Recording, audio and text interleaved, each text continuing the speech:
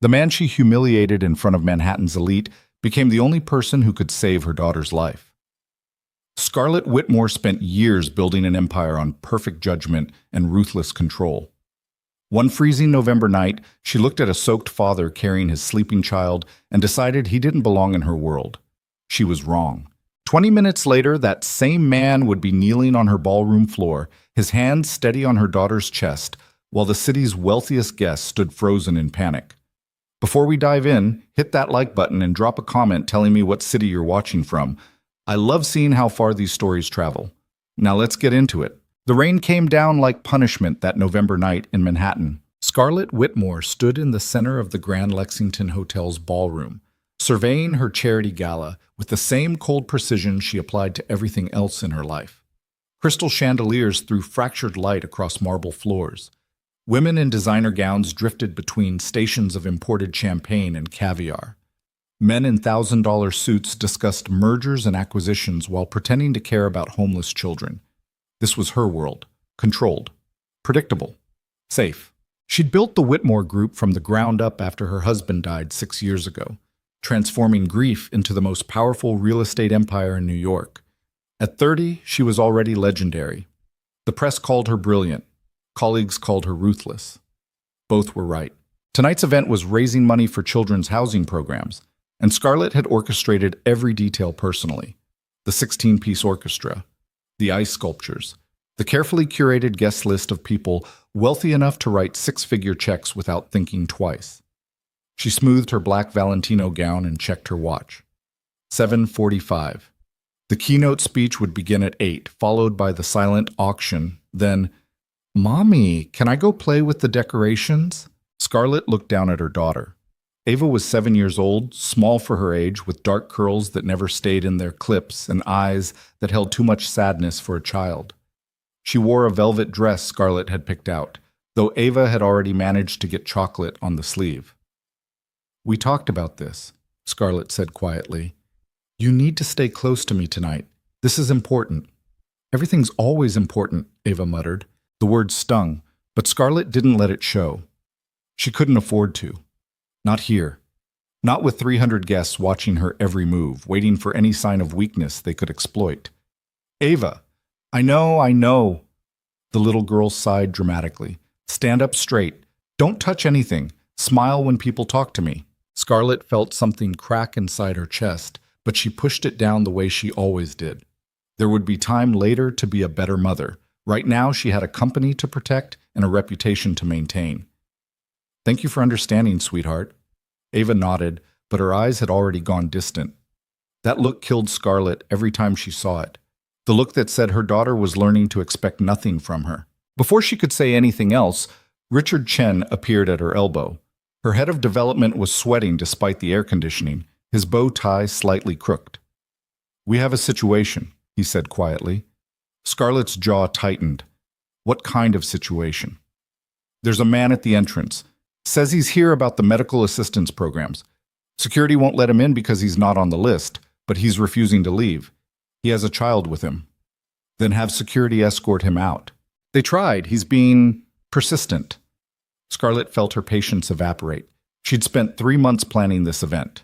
She'd dealt with caterers, florists, an incompetent event coordinator, and a venue manager who tried to double his fees 2 weeks before the gala.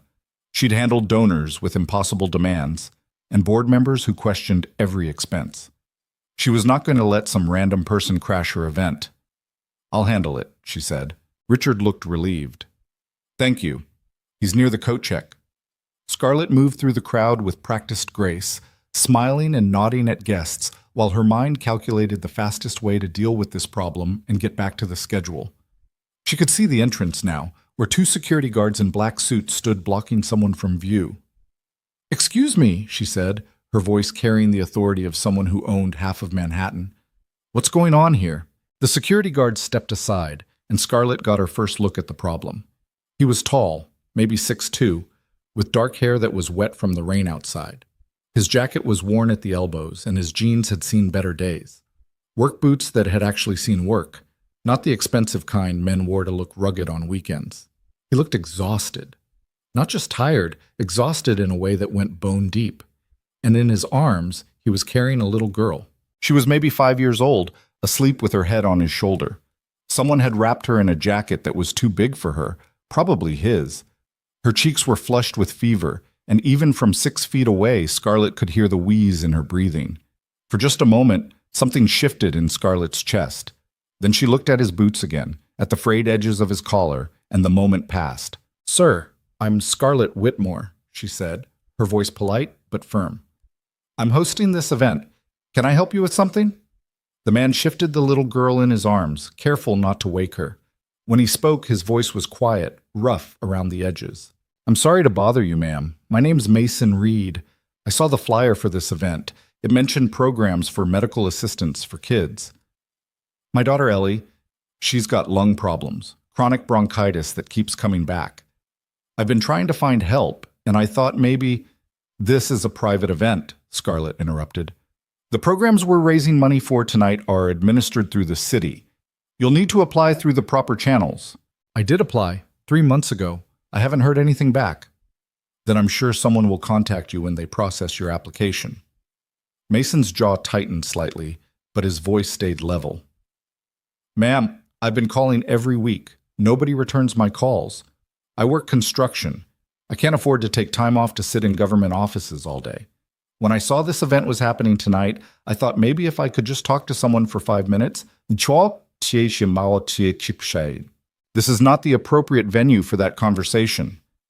Scarlett could feel people starting to notice the commotion. Heads turning. Whispers starting. This was exactly what she didn't need. "I understand your situation is difficult, but you can't simply show up at a private fundraiser without an invitation. I'm not trying to crash your party. I just want help for my daughter. And I just explained how you can get that help, through the proper channels." Something flickered in Mason's eyes. Not anger exactly. Something colder. Recognition, maybe? Like he'd seen this exact brand of dismissal before and knew exactly what it meant. "Right," he said quietly. "The proper channels. Of course." He adjusted Ellie in his arms again, and Scarlett noticed his hands were rough, scarred in places. Working hands. Hands that had seen real labor, not the symbolic kind performed in corner offices. She pushed the observation aside. "Security will show you out," she said, then turned to the guards. "Please escort Mr. Reed to the exit. Politely." "Yes, ma'am." Mason didn't argue. He just looked at Scarlett for one more long moment, and in that look she saw something that made her deeply uncomfortable. Not resentment, not rage, just a kind of tired disappointment, like he'd expected better and should have known not to. Then he turned and walked toward the exit, one hand cradling his daughter's head to keep it steady against his shoulder. Scarlett watched him go, telling herself she'd made the right call. This was a fundraising event, not a walk-in clinic. There were procedures for this kind of thing. Applications, processes, order. She'd built her entire life on order. Richard appeared again, looking nervous. "Is everything okay?" "It's fine, just someone who didn't understand the nature of the event. Should we increase security in case he tries to come back?" "That won't be necessary. He's not going to cause trouble." She said it with absolute certainty, and even as the words left her mouth, she wondered why she was so sure. Something about the way Mason had carried his daughter, maybe. The careful gentleness in how he held her, like she was made of something precious and fragile. Scarlett shook off the thought and turned back toward the ballroom. The gala was running perfectly now. Guests mingled and laughed. The orchestra played Vivaldi. Waiters circulated with hors d'oeuvres that cost more per plate than most people's grocery bills. This was what success looked like. This was what she'd built. So why did she feel like she'd just failed some kind of test? "Mommy?" Ava was tugging at her dress, and Scarlett realized she'd been standing still for too long, staring at nothing. "Yes, sweetheart?" "I don't feel good." Scarlett's attention snapped back into focus. She knelt down, pressing her palm to Ava's forehead. A little warm, but not concerning. Probably just tired and overwhelmed by the crowd. "We'll go home soon," she promised. "Just a few more hours." Ava nodded, but she looked pale. Scarlett made a mental note to keep an eye on her and stood back up, smoothing her dress. 8 o'clock arrived. Time for the keynote speech. Scarlett moved to the small stage at one end of the ballroom, accepting the microphone from the event coordinator. 300 faces turned toward her, expectant and evaluating, She'd given hundreds of speeches. This should have been easy. But as she opened her mouth to begin, her eyes caught on the entrance where Mason Reed had stood 15 minutes ago. The space was empty now, but she could still see him there in her mind. That worn jacket, those tired eyes, the little girl with the labored breathing tucked against his chest. She forced herself to focus. "Good evening, everyone. Thank you for being here tonight." Her voice was steady, professional. She talked about the housing crisis facing New York's children, the programs her foundation was supporting, the difference they could make together, all the right words in all the right order. The audience applauded politely. Scarlett continued, hitting every point she'd rehearsed. Statistics about homeless youth, success stories from previous programs, the importance of community investment. She was halfway through the closing remarks when she heard a sound that didn't belong.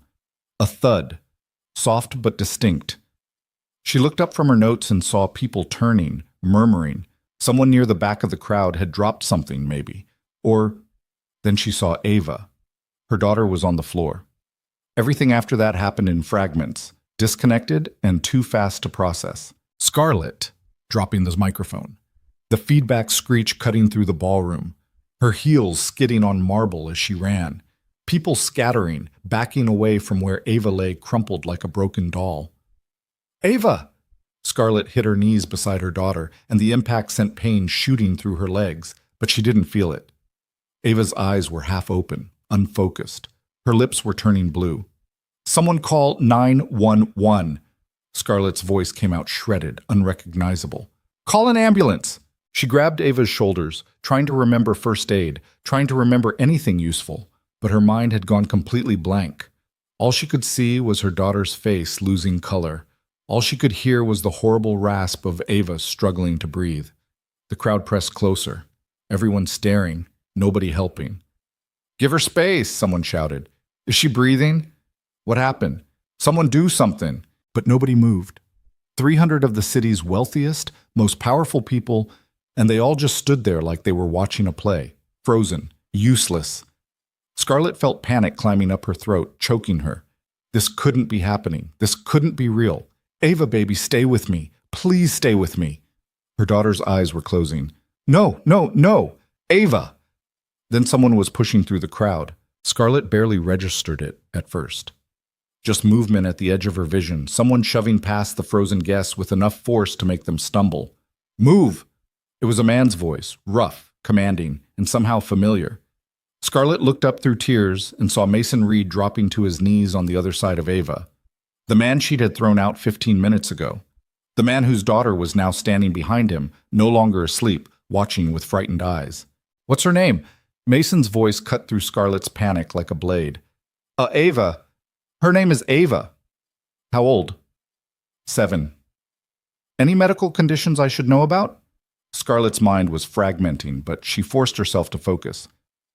"Heart arrhythmia. She takes medication, but did she take it today?" I don't know. I think so. I'm not sure." Mason nodded once, then his hands were on Ava's neck, checking her pulse. His movements were fast but controlled, nothing wasted. "Ava, can you hear me?" he said, his voice somehow both firm and gentle. "I need you to try to breathe for me, sweetheart. Nice and slow." Ava's eyes fluttered open slightly. The blue tinge around her lips was getting worse. Scarlett heard herself making sounds that weren't quite words. Whimpers, sobs. She couldn't breathe either, couldn't think. "Ma'am," Mason's eyes locked onto hers. "I need you to stay calm. Your daughter needs you calm right now. Can you do that for her?" It was like being slapped. Scarlett sucked in a breath, forced herself to nod. "Good. Now listen to me. I'm going to stabilize her until the paramedics get here. I need you to keep talking to her. Tell her she's safe. Tell her you're right here. Can you do that?" Scarlett nodded again, reaching for Ava's hand. Her daughter's fingers were so cold. "I'm here, baby. Mommy's here. You're going to be okay." Mason had tilted Ava's head back slightly, checking her airway. "Someone get me a jacket," he called out without looking up. "Something I can fold under her head." 3 people immediately started taking off their jackets. Richard Chen was fastest, handing over a designer blazer that probably cost $3,000. Mason folded it quickly and slipped it under Ava's head, elevating her slightly. "Where's that ambulance?" They said 6 minutes, someone answered. Tell them to make it 4. There was authority in his voice that made people move.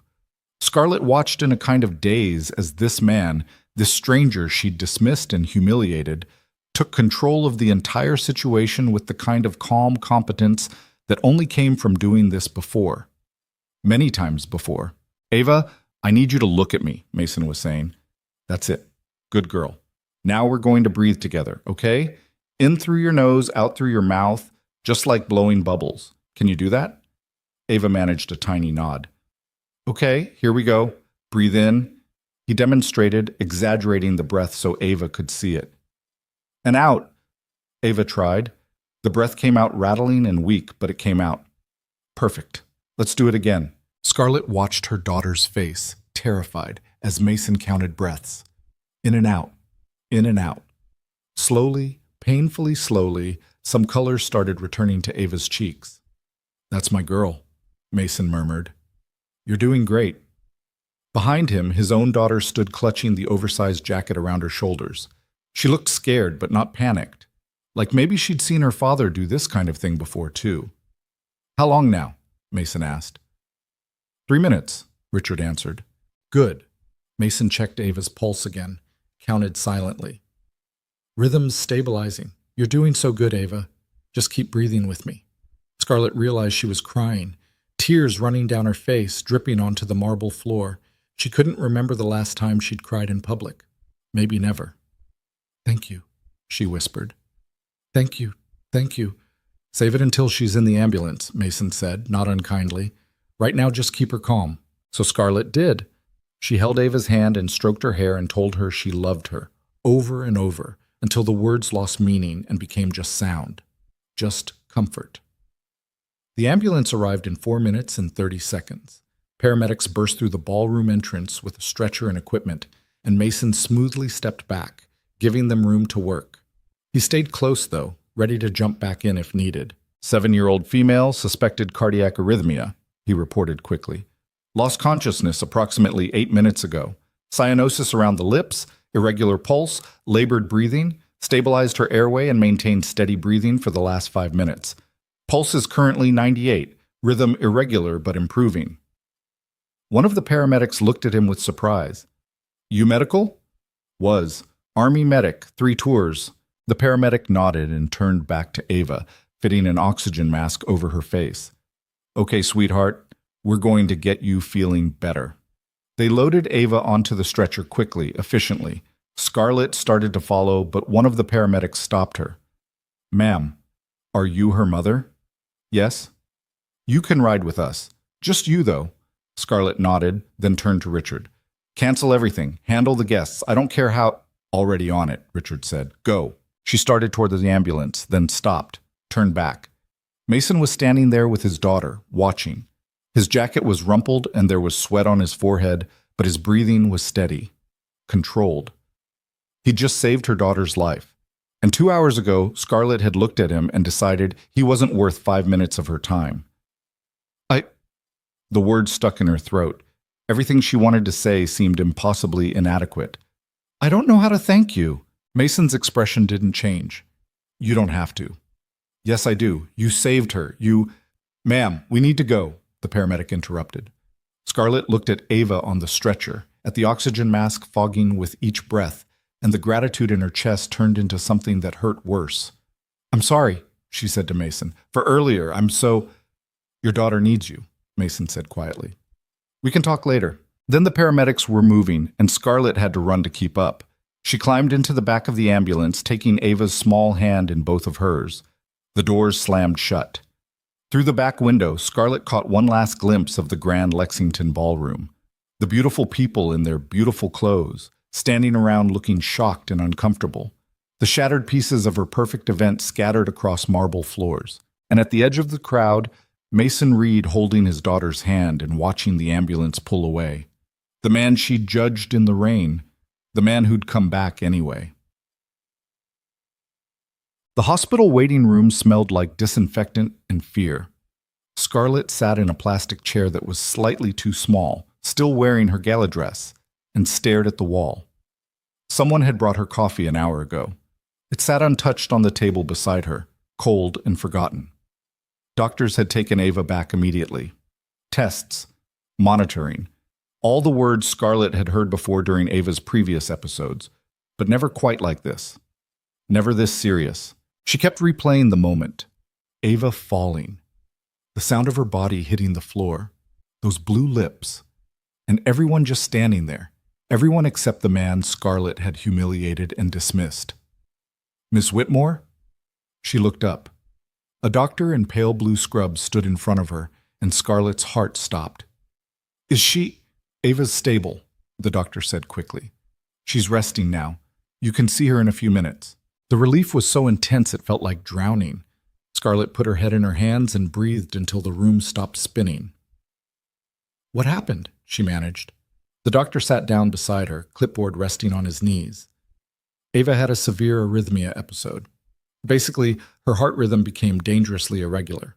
Combined with stress and possibly missing her medication this morning, it caused her to lose consciousness. Without immediate intervention, it could have been much worse. But she's okay now? For now, yes. We've stabilized her rhythm and will keep her overnight for observation. But Ms. Whitmore, we need to talk about her long-term treatment plan. These episodes are getting more frequent. Scarlett nodded numbly. More appointments. More specialists.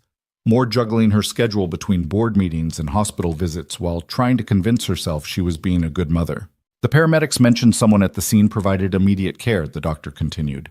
Kept her airway open, maintained steady breathing until they arrived. That probably saved her life. His name is Mason Reed. Do you have his contact information? I'd like to thank him personally. Scarlett realized she didn't. She'd thrown him out of her event and then watched him save her daughter's life. And she didn't even have a phone number. I'll find it, she said. The doctor stood. You can go see Ava now. Room 412. Just remember she needs rest, so try to keep things calm. Thank you. Scarlett walked to Ava's room on autopilot. Her heels clicked against linoleum floors, too loud in the quiet hallway. Through windows, she could see the city lights, Manhattan glowing like always. The world kept turning even when yours fell apart. Room 412 was at the end of the hall. Scarlett pushed open the door and saw her daughter lying in a hospital bed that was too big for her. Ava looked tiny under the white sheets, hooked up to monitors that beeped softly in the darkness. Her eyes were closed. Scarlett pulled a chair close to the bed and took Ava's hand. Hi, baby. Ava's eyes opened slowly. Mommy? I'm here. I'm right here. What happened? You got sick at the party, but you're okay now. The doctors say you're going to be fine. Ava nodded slightly, processing. I remember falling, and then there was a man. He helped me breathe. That's right. His name is Mr. Reed. He was nice. Ava's voice was drowsy, medication making her drift. He talked to me like I was a real person, not like other grown-ups. The words hit Scarlett like a punch. What do you mean? Other grown-ups always talk weird to kids, like we're stupid or something. But he just talked normal. Scarlett thought about Mason's voice in the ballroom, firm but respectful, giving Ava instructions like she was capable of understanding them, because she was. He seems like a good person, Scarlett said quietly. You should say thank you to him. I will. And maybe, Ava yawned, maybe he could come visit sometime. He has a daughter. I saw her. She looked nice. Maybe, Scarlett agreed, though the idea made her chest tight with something she couldn't name. We'll see. Ava's eyes drifted closed again. Within minutes, she was asleep. Scarlett sat there in the dark, listening to monitors beep and watching her daughter breathe. Each breath steady and strong now, but Scarlett couldn't stop thinking about how close they'd come. How easily this night could have ended differently. Her phone buzzed. Text messages flooding in, Richard updating her on the gala's aftermath. Board members expressing concern, friends asking if she needed anything. Scarlett turned the phone off. For the first time in 6 years, work could wait. She stayed in that hospital room until sunrise, watching Ava sleep, and thinking about a man in a worn jacket who taught her daughter how to breathe. 1. Scarlett left the hospital at 8 the next morning. Ava was sleeping peacefully, and the doctors assured her there was no reason to stay. They'd keep monitoring overnight, but everything looked stable. Scarlett could go home, shower, change, get some rest. She did none of those things. Instead, she went to her office. The Whitmore Group headquarters occupied 43 floors of a glass tower in Midtown. Scarlett's office was on the top floor with windows overlooking Central Park and furniture that cost more than most people's cars. She walked past her secretary, who looked surprised to see her, and closed herself in her office. Then she made a phone call. "David, it's Scarlett. I need you to run a complete background check on someone." David Martinez was her head of security and investigations. Former FBI. The best in the business. "Name, pues?" he asked. "Mason Reed. I don't have much information. He's about 32, works construction, lives somewhere in the Bronx. He has a daughter named Ellie, around 5 years old." "What am I looking for?" Scarlett paused. What was she looking for? Proof that he was a good person? Proof that he wasn't? Absolution for her own behavior? "Everything," she said finally. "I want to know who he is." "Give me 4 hours." David called back in 3. Scarlett was reviewing contracts when her phone rang, but she dropped everything immediately. "What did you find?" "Quite a bit, actually. Mason Christopher Reed, 32 years old, born in Georgia, enlisted in the Army at 18. Became a combat medic, served 3 tours in Afghanistan. Highly decorated, Bronze Star, Purple Heart, Army Commendation Medal. Left the service 4 years ago with an honorable discharge." Scarlett was taking notes, her hand moving automatically. "Why did he leave?" "His wife died. Cancer. She was diagnosed while he was on his 2nd tour but didn't tell him until he came home. By then it was stage 4. She lived 6 months after diagnosis." The pen stopped moving. Reed left the Army to take care of their daughter full-time. He's worked a series of construction jobs since then, nothing permanent. Currently employed by Bronx Building Services, doing commercial renovation work. Income approximately $48,000 a year. Scarlett thought about the medical bills for a child with chronic lung problems. How far $48,000 wouldn't stretch. What about his daughter? Ellie Reed, 5 years old, diagnosed with chronic bronchitis at age 2. Multiple hospitalizations for respiratory infections. She's been in and out of emergency rooms 6 times in the past year alone. And the mother's family? Are they helping? Wife was an orphan, no extended family. Reed's parents are deceased. His sister lives in California, sends money when she can, but she's got her own kids. For all practical purposes, he's doing this alone. Scarlett stared at her notes. 3 tours in Afghanistan, a dying wife, a sick daughter. And somehow Mason Reed had held it together, kept working, kept going. "Anything else?" she asked. "One more thing. I checked his application for the Children's Medical Assistance Program.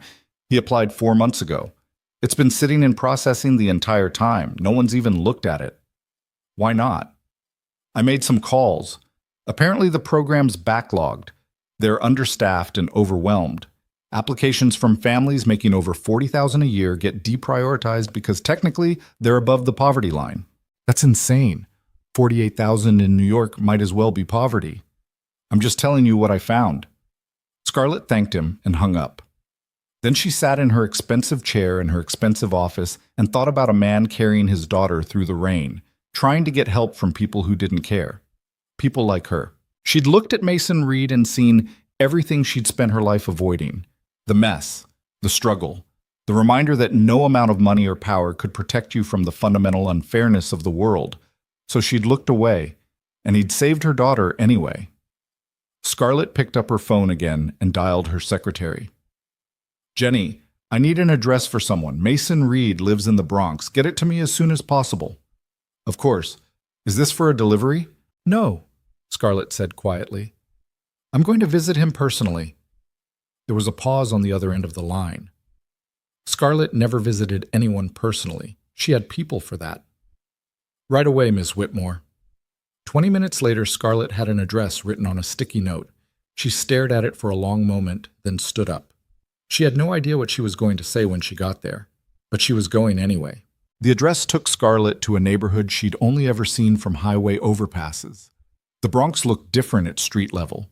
Graffiti-tagged buildings squatted between bodegas with hand-painted signs. Chain-link fences enclosed patches of concrete that optimistic people called playgrounds. Children played in the streets because there was nowhere else to go. Scarlett's Mercedes stood out like a diamond in a coal mine. She parallel parked in front of a 5-story walk-up with crumbling brick facade and windows covered in security bars. According to the address, Mason Reed lived in apartment 3C. For a long moment, she just sat in her car with the engine running.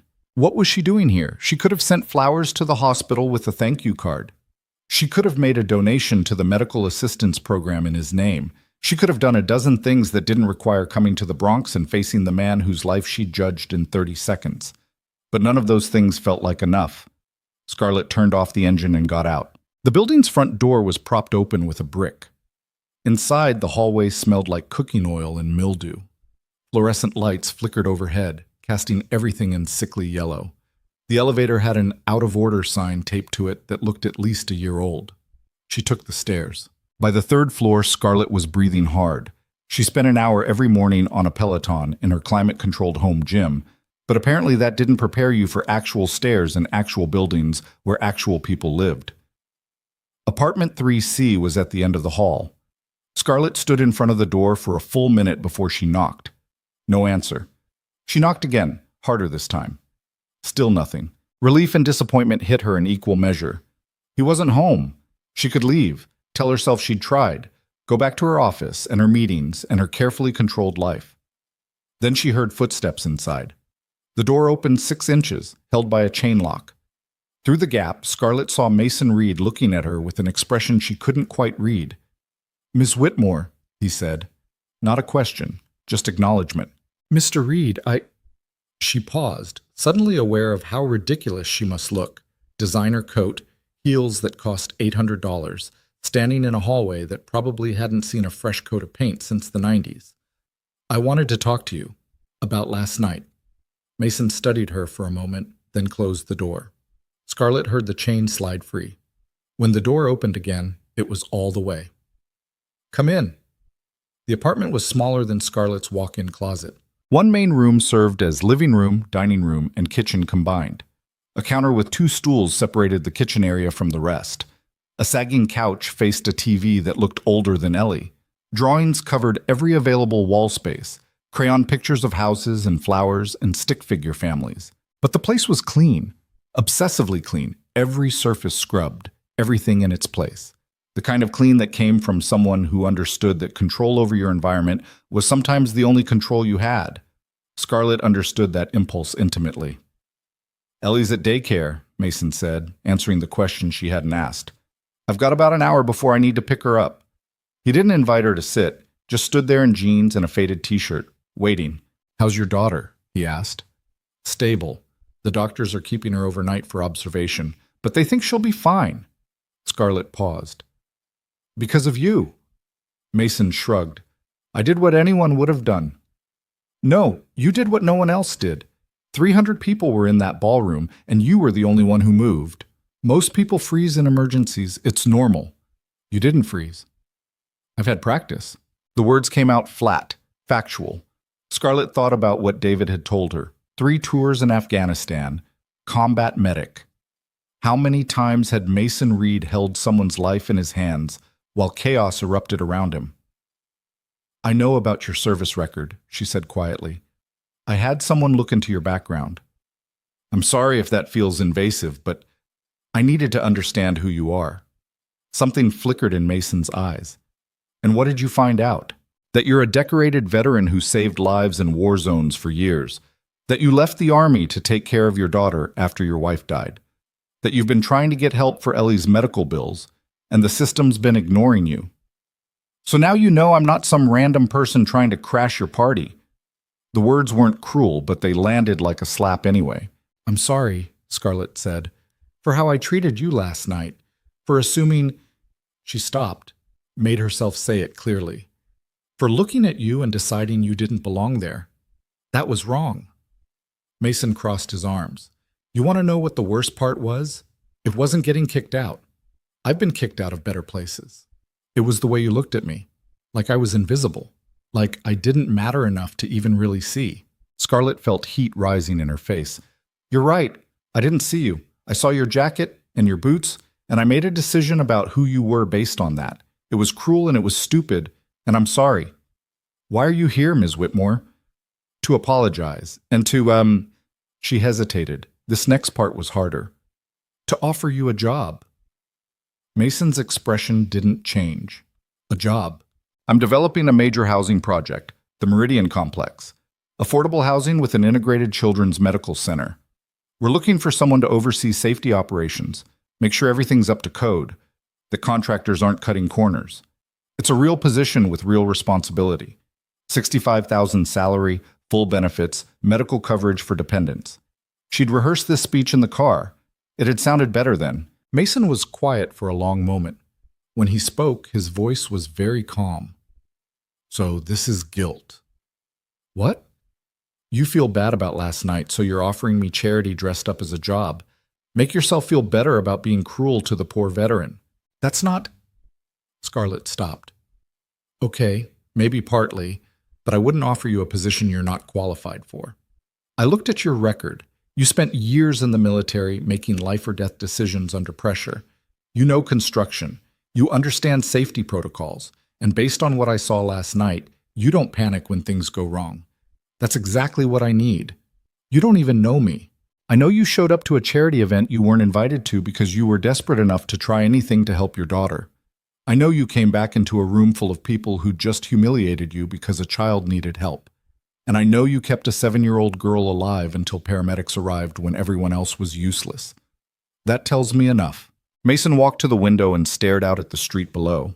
Scarlett waited, trying not to notice how threadbare the carpet was, or how the ceiling had water stains in one corner. I appreciate the offer, Mason said finally, but I don't need your pity. This isn't pity. This is me recognizing talent when I see it and trying to fix a mistake. What mistake? Kicking me out of your party? No. The mistake would be letting you walk away now. I built my company by finding people who are better at things than I am and giving them room to work. You're better at keeping people alive in crisis situations than anyone I've ever met. I'm offering you a chance to use that. Mason turned to look at her. And what do you get out of this? Someone I can trust to make sure my project doesn't kill anyone. You could hire any safety consultant in New York. I could, but they'd see it as a job.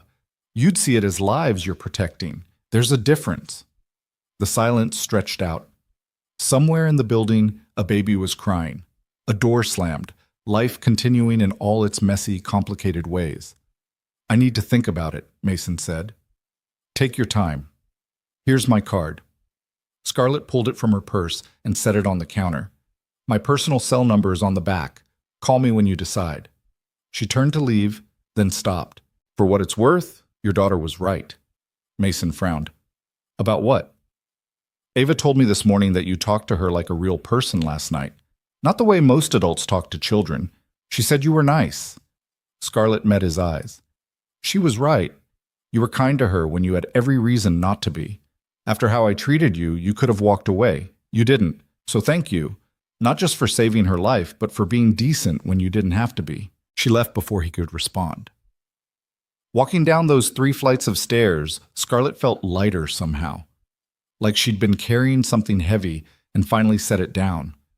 She didn't know if Mason would take the job. Part of her hoped he would. Part of her thought maybe he shouldn't, that she was dragging him into a world that would grind him down the same way it had ground down everyone else. But she'd made the offer. The rest was up to him. Her phone rang as she reached her car. Richard Chen. The board wants an emergency meeting about last night, he said without preamble. Apparently some guests are concerned about the optics. A child collapsing at a charity gala doesn't look good. Scarlett closed her eyes. Of course. She'd almost lost her daughter, but what really mattered was how it looked to donors. Schedule it for tomorrow afternoon, she said. I'll be there. How's Ava doing? Better. Thanks for asking. She hung up and drove back to Manhattan, back to her gleaming office tower, back to the world where everything had a price and nothing was quite real. But she kept thinking about that apartment in the Bronx, the drawings on the walls, the clean floors and careful order, the way Mason Reed had looked at her when she apologized, like he was trying to decide if she actually meant it. She'd meant it. She just hoped he believed her. 3 days passed before Mason called. Scarlett was in a budget meeting when her phone buzzed. She glanced at the screen, saw the unfamiliar number, and almost ignored it. Then something made her look twice. "Excuse me," she said, standing abruptly. "I need to take this." She stepped into the hallway and answered, "This is Scarlett Whitmore." "Ms. Whitmore, it's Mason Reed." Her heart kicked up without her permission. "Mr. Reed, have you made a decision? I want to see the project first. The Meridian Complex. Before I commit to anything, I need to know what I'd be getting into." "Of course. When are you free?" "I work until 5 most days, but I've got Saturday off." "Saturday works. I'll pick you up at 9. I can meet you there." "I insist. Consider it part of the interview process." She heard him exhale, almost a laugh. "All right, 9 o'clock. Scarlett hung up and realized she was smiling. When was the last time she'd smiled about a work call? Saturday morning arrived cold and bright. Scarlett drove to the Bronx in jeans and a sweater instead of her usual business attire. It felt strange, dressing like a normal person. She couldn't remember the last time she'd worn jeans to anything work-related. Mason was waiting outside his building when she pulled up. He'd dressed carefully, clean jacket, newer jeans, work boots that had been scrubbed recently, making an effort. Scarlett appreciated that more than she expected to. "Morning," he said, climbing into the passenger seat. "Morning. Coffee?" She handed him a cup from the holder. He took it with a nod of thanks, and they drove in comfortable silence toward the construction site. The Meridian Complex occupied 4 acres in a part of Brooklyn that was slowly gentrifying. Eventually, it would house 200 families in mixed-income apartments, plus a community center, medical clinic, and children's programs. Right now, it was mostly steel framework and construction equipment. Scarlett parked near the site office and grabbed 2 hard hats from the trunk. "Fair warning," she said, handing one to Mason. "It's still early stages. You'll have to use your imagination." They walked through the chain-link gate into organized chaos. Workers shouted to each other over the noise of machinery. Concrete trucks rumbled past. Somewhere someone was welding, sending up showers of sparks. Mason's entire demeanor changed the moment they entered the site. His eyes moved constantly, cataloging everything. The placement of equipment, the safety barriers, the workers' gear. Scarlett watched him absorb information like a computer processing data. "What's your timeline?" he asked. 18 months to completion. We're about 4 months in." "Who's your general contractor?" "Bronx Building Services, actually. Same company you work for." Mason glanced at her. "Small world." "I didn't know that when I made the offer, but it means you already know some of the crew. That could be helpful." They walked deeper into the site. Scarlett explained the layout, where the apartments would be, where the medical center would go, how the community spaces would integrate with the residential areas. Mason listened but didn't say much, just observed. Then he stopped. "What?" Scarlett asked. Mason was staring at a section of exposed framework. "Those aren't the right supports." "What do you mean?" "These vertical supports. They're using grade 36 steel. Plans call for grade 50. He pointed to a marking on one of the beams. "See? Wrong specification." Scarlett pulled out her phone and opened the digital blueprints. Mason was right. The plans clearly specified grade 50 steel for all vertical load-bearing structures. "Could be a mistake," she said. "Wrong delivery, maybe." "Maybe." Mason didn't sound convinced. "But grade 36 is cheaper than grade 50, and if I can spot this in 5 minutes, there are probably other substitutions I can't see yet." A cold feeling settled in Scarlett's stomach. She'd worked with enough contractors to know what corner cutting looked like. But this project had been carefully vetted. They'd hired one of the most reputable firms in the city. "I need to talk to the site manager," she said. They found him in the office trailer, a heavy man named Doug Kellerman who'd been in construction for 30 years. He looked less than thrilled to see Scarlett. "Ms. Whitmore, didn't expect you today." "Doug, I need you to explain something to me. Why are you using grade 36 steel on the vertical supports when the plans specify grade 50? Doug's face went carefully blank. "I'd need to check with the engineer on that. Probably an approved substitution." "Approved by who?" "The project engineer. All changes go through him." "Get him on the phone." "He's not available on Saturdays." "Then get him available. This is a $4 million project and you're using substandard materials. I want an explanation now." Doug's jaw tightened. "With all due respect, Ms. Whitmore, I've been doing this for 3 decades. I know what I'm doing. Then you know that grade 36 steel has a yield strength of 36,000 pounds per square inch, and grade 50 has 50,000. You know that using the wrong grade on load-bearing structures could lead to catastrophic failure. And you know that if this building collapses because you cut corners, people will die. So I'm going to ask you one more time, why are you using the wrong materials? The silence in that trailer was absolute. Doug stood slowly. He was a big man and he used his size deliberately, trying to intimidate. Scarlett didn't flinch. "I think you should leave," Doug said. "Before you make accusations, you can't back up." Mason had been quiet this whole time, standing near the door. Now he spoke. "She can back them up. I counted 17 beams with the wrong specs on a 10-minute walk. You want me to document all of them? Because I can. I've got a pretty good memory for this stuff." Doug's face went red. "Who the hell are you?" "Someone who knows what corner cutting looks like, and someone who's really curious about where the money for the proper materials went." For a second, Scarlett thought Doug might take a swing at Mason. Then the older man seemed to deflate. "You want to make a big deal out of this? Fine. Talk to the owner, talk to the engineer. But you're going to find out that everyone signed off on these changes. Everyone." He grabbed his jacket. "I'm done for the day. Lock up when you leave." He shoved past them and out of the trailer. Scarlett and Mason stood in silence, listening to Doug's truck roar to life and peel out of the parking lot. "Well," Scarlett said finally, "that was enlightening." "Everyone signed off on it," Mason repeated. "That's what he said." "Which means this goes higher than one site manager." "How high?" Scarlett thought about the project structure. The contractors reported to the project engineer. The engineer reported to the development director. The development director reported to the board. And overseeing the entire board was Gregory Hale, the project's primary investor, and one of the most powerful men in New York real estate. "Potentially very high," she said quietly. Mason walked to the filing cabinet and started pulling folders. "We need to document everything, every material substitution, every change order, every approval. If someone's running a fraud scheme, there'll be a paper trail. Or they've been smart enough to hide it. Nobody's that smart. People always make mistakes." He spread blueprints across the desk. "Help me cross-reference these. I'll list the actual materials being used. You check them against the plans."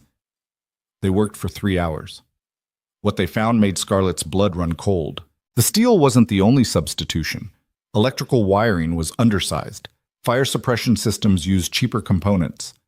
Insulation materials didn't meet fire safety codes. Even the concrete mix had been altered to use less cement and more filler. Every change saved money. Every change made the building less safe. And every change had been approved and signed off by the project engineer, stamped with official documentation. "This isn't accidental," Mason said. "This is systematic." Scarlett was doing math in her head. The cost difference between specified materials and actual materials, multiplied across the entire project. "Someone's skimming millions," she said. "The approved budget paid for proper materials, but they're installing cheap substitutes and pocketing the difference. Question is who?" "I know who." Scarlett's voice was ice. "There's only one person with enough control over this project to pull something like this off." She pulled out her phone and made a call. It rang 4 times before a smooth voice answered. "Scarlett, to what do I owe the pleasure?" "Gregory, we need to talk." "About Meridian." A pause. "Is there a problem?" "You could say that. I'm at the construction site right now, and I've found some very interesting discrepancies between the approved plans and actual installation." Another pause, longer this time. "I'm sure there's a reasonable explanation." "I'm sure there is, and I'd love to hear it. My office, Monday morning, 9 a.m. Bring your project documentation." "Scarlett, I don't appreciate the tone, and I don't appreciate being defrauded." "Monday, 9 a.m. Don't be late." She hung up before he could respond. Mason was watching her with something like respect. "You just declared war on one of the most powerful men in the city." "Yes. He's going to fight back, hard." "I know." "You could lose everything." Scarlett thought about Ava in that hospital bed, about Ellie wheezing in her father's arms, about all the children who would eventually live in this building, trusting that the walls around them were safe. "Then I lose everything," she said, "but I'm not letting this stand." Mason nodded slowly, then he held out his hand. "In that case, I'm in." $65,000, full benefits, and I get final say on all safety decisions. Scarlett shook his hand. His grip was firm, calloused, steady. Deal. When can you start? Give me 2 weeks to finish my current projects. After that, I'm yours. They spent another hour documenting everything, taking photos, making notes.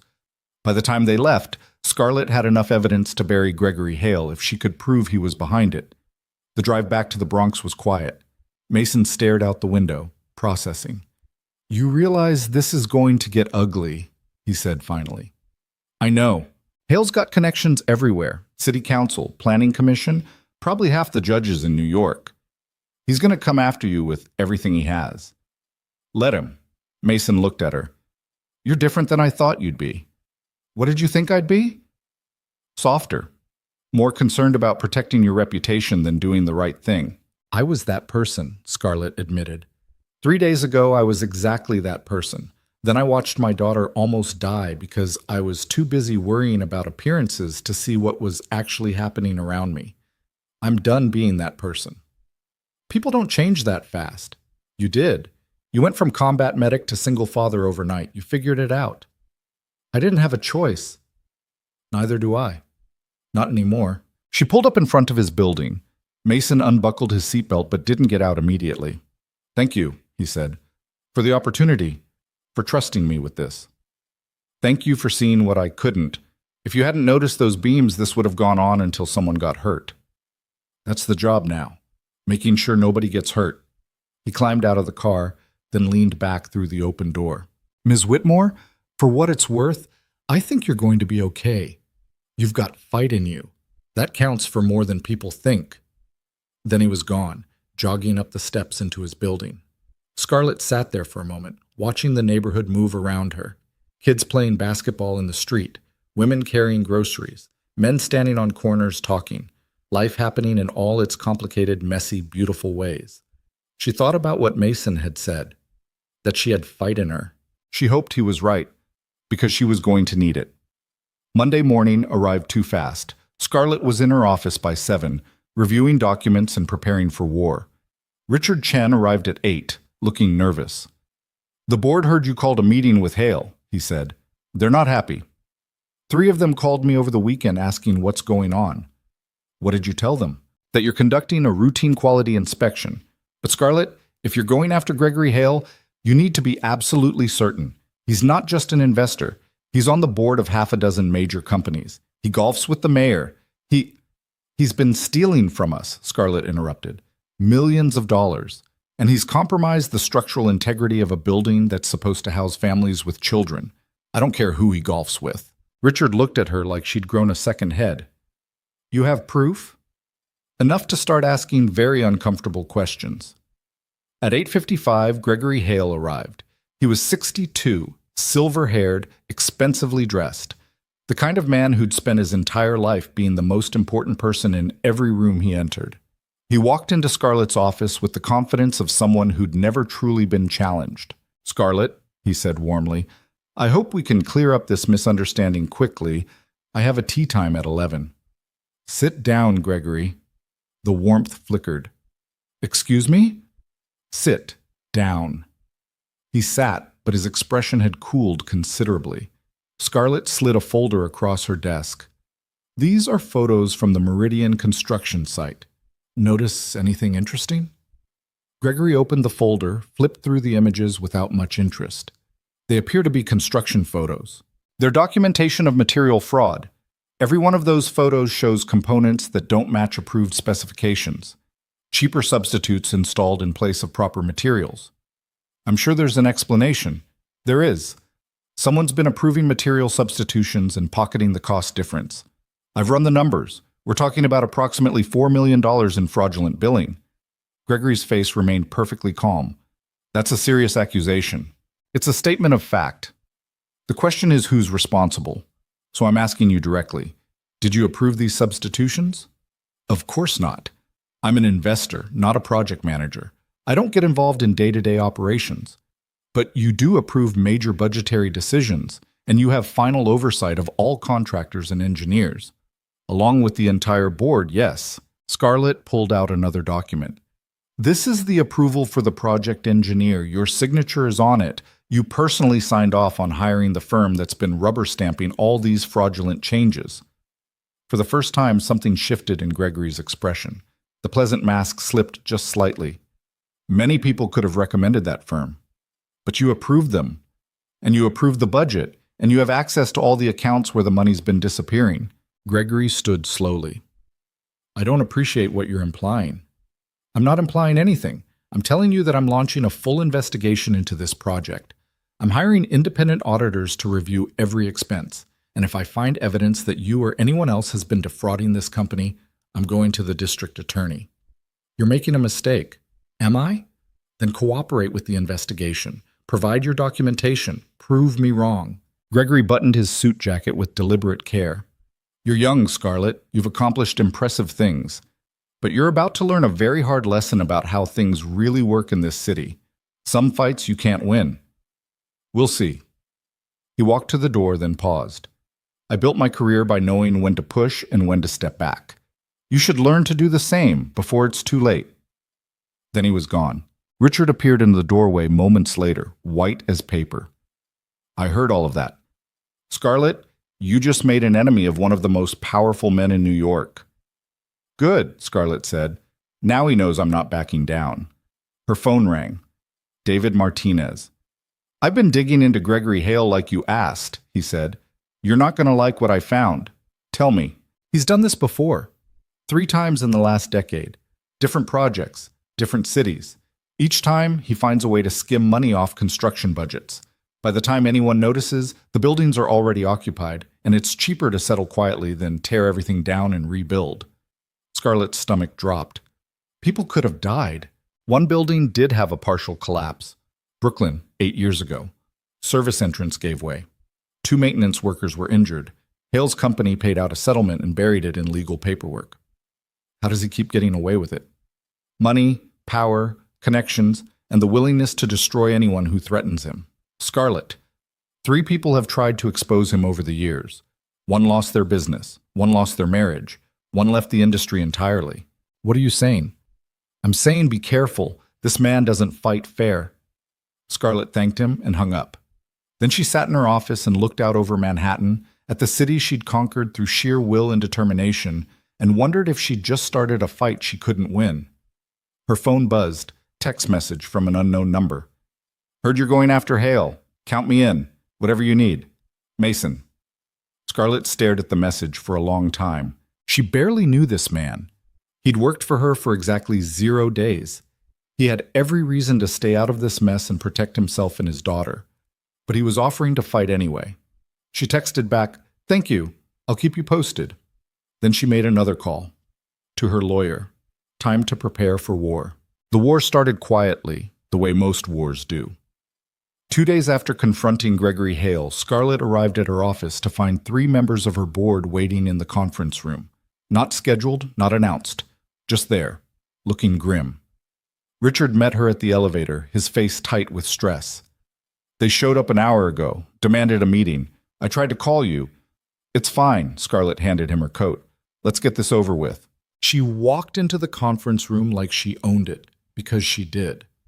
The 3 board members sat on one side of the table: Patricia Morse, investment banker and professional intimidator; James Fairchild, old money with opinions about everything; and David Chen, no relation to Richard, who'd made his fortune in tech and never let anyone forget it.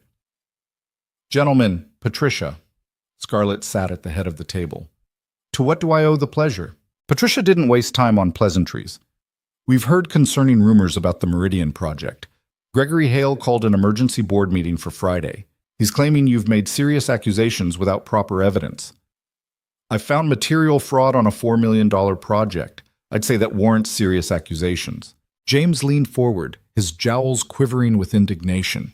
"Gregory Hale is one of the most respected developers in New York. You can't just throw around allegations like that." "I'm not throwing anything around. I have documentation, photos, material samples. The construction site is using substandard components across the board." "Construction sites make mistakes all the time," David said dismissively. "That doesn't mean there's fraud. It means there's poor oversight. The oversight was fine until someone started approving material substitutions that violate every safety code in the book. Someone with access to project accounts and contractor relationships. Someone like Gregory Hale. Patricia's eyes narrowed. You're accusing a board member of criminal activity. Do you understand how serious that is? Do you understand how serious it is that we're building housing for families with children using materials that could cause structural failure? That's speculation. It's engineering. I've had independent consultants review the documentation. They all say the same thing. This building is unsafe. The three board members exchanged looks. Some silent conversation Scarlett wasn't part of. Here's what's going to happen, Patricia said finally. You're going to drop this investigation. You're going to issue a statement saying there was a misunderstanding about material specifications. And you're going to apologize to Gregory Hale for damaging his reputation. Scarlett laughed. Actually laughed. You can't be serious. We're deadly serious. The board voted this morning, 7-2. You drop this or we remove you as CEO. The room went very quiet. Scarlett sat back in her chair, studying the three people across from her. People she'd worked with for years. People she'd trusted. Let me make sure I understand, she said slowly. You want me to ignore criminal fraud because it's inconvenient for Gregory Hale. And if I don't, you'll fire me from the company I built. The company the board owns controlling interest in, James corrected. You're CEO at our pleasure. Never forget that. I see. Scarlett stood. Then I guess I have until Friday to change your minds. Scarlett, Patricia started. We're done here. I have work to do. She walked out before they could respond, her heels clicking on marble floors. She made it to her office, closed the door, and allowed herself exactly 30 seconds of panic. They were going to fire her, take away everything she'd built, all because she wouldn't look the other way while children's lives were put at risk. Her phone rang. Mason, she answered. This is a bad time. The board's trying to shut you down. It wasn't a question. How did you... Richard called me, said you might need backup. Want me to come over there? Scarlett closed her eyes. No, this is corporate warfare, not your fight. You hired me to oversee safety on Meridian. Someone compromising that safety makes it my fight. I'm coming over. Mason, but he'd already hung up. 40 minutes later, he was in her office, still wearing his construction gear and bringing the smell of sawdust with him. Richard hovered nervously by the door. Talk to me, Mason said, sitting across from her desk like he'd done it 100 times. What's the play? There is no play. The board's already decided. 7 votes against me. They want this buried, and they're willing to destroy me to make it happen. So change their minds. How? I have evidence, but Hale's got connections. Money, power. What do I have? Photos and material samples? It's not enough. Mason was quiet for a moment, thinking. Then, what if we make it public? What? Go to the press. Show them what's happening. Once it's out there, the board can't bury it. That would destroy the company's reputation. Tank our stock price. Cost hundreds of people their jobs. Better than children dying when that building collapses. Richard made a strangled sound. She can't go to the press. That's career suicide. Every developer in New York would blacklist her. So she builds something new, Mason said simply. Better to start over clean than stay in a corrupt system. Scarlett stared at him. You're serious. Dead serious. You think I don't know what it's like to lose everything? I've done it. You survive. You rebuild. It's not the end of the world. It's the end of my world. This company is everything I have. No, it's not. Mason's voice was gentle but firm. You have a daughter who needs you more than this company ever will. And you have a choice about what kind of person you want to be. Someone who fights for what's right, or someone who protects her empire no matter the cost. The words hit like a punch to the gut. Scarlett thought about Ava, about the way her daughter looked at her sometimes, like she was staring at a stranger, about all the moments she'd missed because work came first, always work. I need time to think, she said. You've got until Friday. That's 3 days. Mason stood. Whatever you decide, I'm with you. But if you're going down, go down swinging. Don't let them make you disappear quietly. After he left, Scarlett sat in her office as the sun set over Manhattan. The city glowed gold and amber, beautiful and brutal. She'd spent 15 years clawing her way to the top of this world, sacrificed her marriage, her friendships, her relationship with her daughter. For what? An office with a view? A company that would throw her away the moment she became inconvenient? Her phone buzzed. Text from Ava's school. Reminder, mother-daughter art night tomorrow at 6 p.m. Hope to see you there. Scarlett had completely forgotten. She checked her calendar. She had a dinner meeting with potential investors tomorrow night. Important people. Big money. She stared at the text for a long moment. Then she deleted the investor meeting and typed back, "We'll be there." That night, Scarlett went home early for the first time in months. Her penthouse apartment was pristine and empty, decorated by professionals who'd never asked what she actually liked. Ava was in her room doing homework with the nanny. "You're home," Ava said when Scarlett knocked on her door. The surprise in her voice stung. "I'm home, and I'm taking tomorrow off. There's an art thing at your school?" Ava's eyes went wide. "You want to come?" "If you want me there." "Yes!" Ava jumped up and hugged her, and Scarlett realized how long it had been since her daughter had hugged her without being asked. "We're making pottery. Miss Chen says we can paint them however we want." "Sounds perfect." They ordered pizza and watched a movie, curled up on the couch like normal people. Ava fell asleep halfway through, her head on Scarlett's shoulder. Scarlett sat there in the dark, listening to her daughter breathe, and thought about what mattered. The company didn't matter. The board didn't matter. Her reputation didn't matter. This did, right here. The next day, she called her lawyer. "Martin, I need you to prepare something for me. 2 things, actually. First, a full legal brief documenting the Meridian fraud, every piece of evidence we have, and second, a press release." "What kind of press release?" "The kind that burns bridges. I'm going public with everything." Martin was quiet for a moment. "Scarlett, are you sure? There's no coming back from this." "I'm sure. Get it ready for Thursday morning. I want it airtight." "Consider it done." Next call, David Martinez. "I need you to dig deeper on Gregory Hale. Everything. His finances, his shell companies, his offshore accounts. I don't care what it costs. Find the money trail." "Already on it. I've got a forensic accountant going through his records. Should have something by tomorrow." "Good. Send it to my lawyer when you do." Third call, Mason. "I'm doing it, going to the press, but I need your help with something first." "Name it." "Can you document every safety violation on that site? Photos, measurements, material samples. Everything we'd need to prove in court that the building's unsafe." "Already started.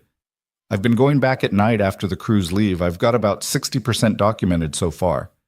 "You've been doing this on your own time?" "Someone needs to. These violations aren't going to document themselves." "Mason, you don't have to." "Yeah, I do. I told you I was in. I meant it." Scarlett felt something crack open in her chest. When was the last time someone had her back like this? Not because they wanted something, but because it was right? "Thank you," she said quietly. "Thank me when this is over and we're both not unemployed." That evening, Scarlett and Ava went to the mother-daughter art night. The school gymnasium was full of families sitting at long tables covered in newspaper, painting ceramic bowls and mugs. It was chaotic and messy and loud, and Scarlett loved every second of it. Ava painted her bowl with flowers and butterflies, her tongue sticking out in concentration.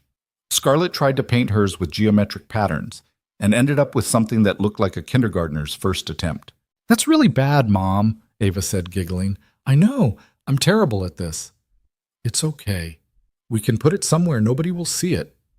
They laughed together, and Scarlett realized this was the most time they'd spent together in weeks, maybe months, just being together, not rushing to the next thing. A woman at the next table leaned over. "Your daughter's very talented." "She is," Scarlett agreed, watching Ava add more flowers. "She gets it from her father. He was artistic, too." She hadn't talked about James in years, hadn't let herself think about him. But sitting here in this loud gymnasium, covered in paint, she remembered the good parts. How he'd always made time for family, how he'd believed in balance, in living instead of just working. He would have hated what she'd become. The obsessive CEO who put everything into her company and nothing into her life. "I'm sorry I've been gone so much," Scarlett said quietly to Ava. Ava looked up from her bowl. "It's okay. You have important work. Not as important as you. Nothing's as important as you." "Really?" Really? And I'm going to do better, starting now. Ava smiled, and it was like sunshine breaking through clouds. Can we do this again next week? There's a science fair. Absolutely. Put it on my calendar. They finished their pottery and brought it home, setting the pieces on the kitchen counter to dry. Ava went to bed happy, chattering about her bowl and where she'd put it in her room. Scarlett sat alone in her living room afterward, looking at the crooked, messy bowl she'd made. It was objectively terrible.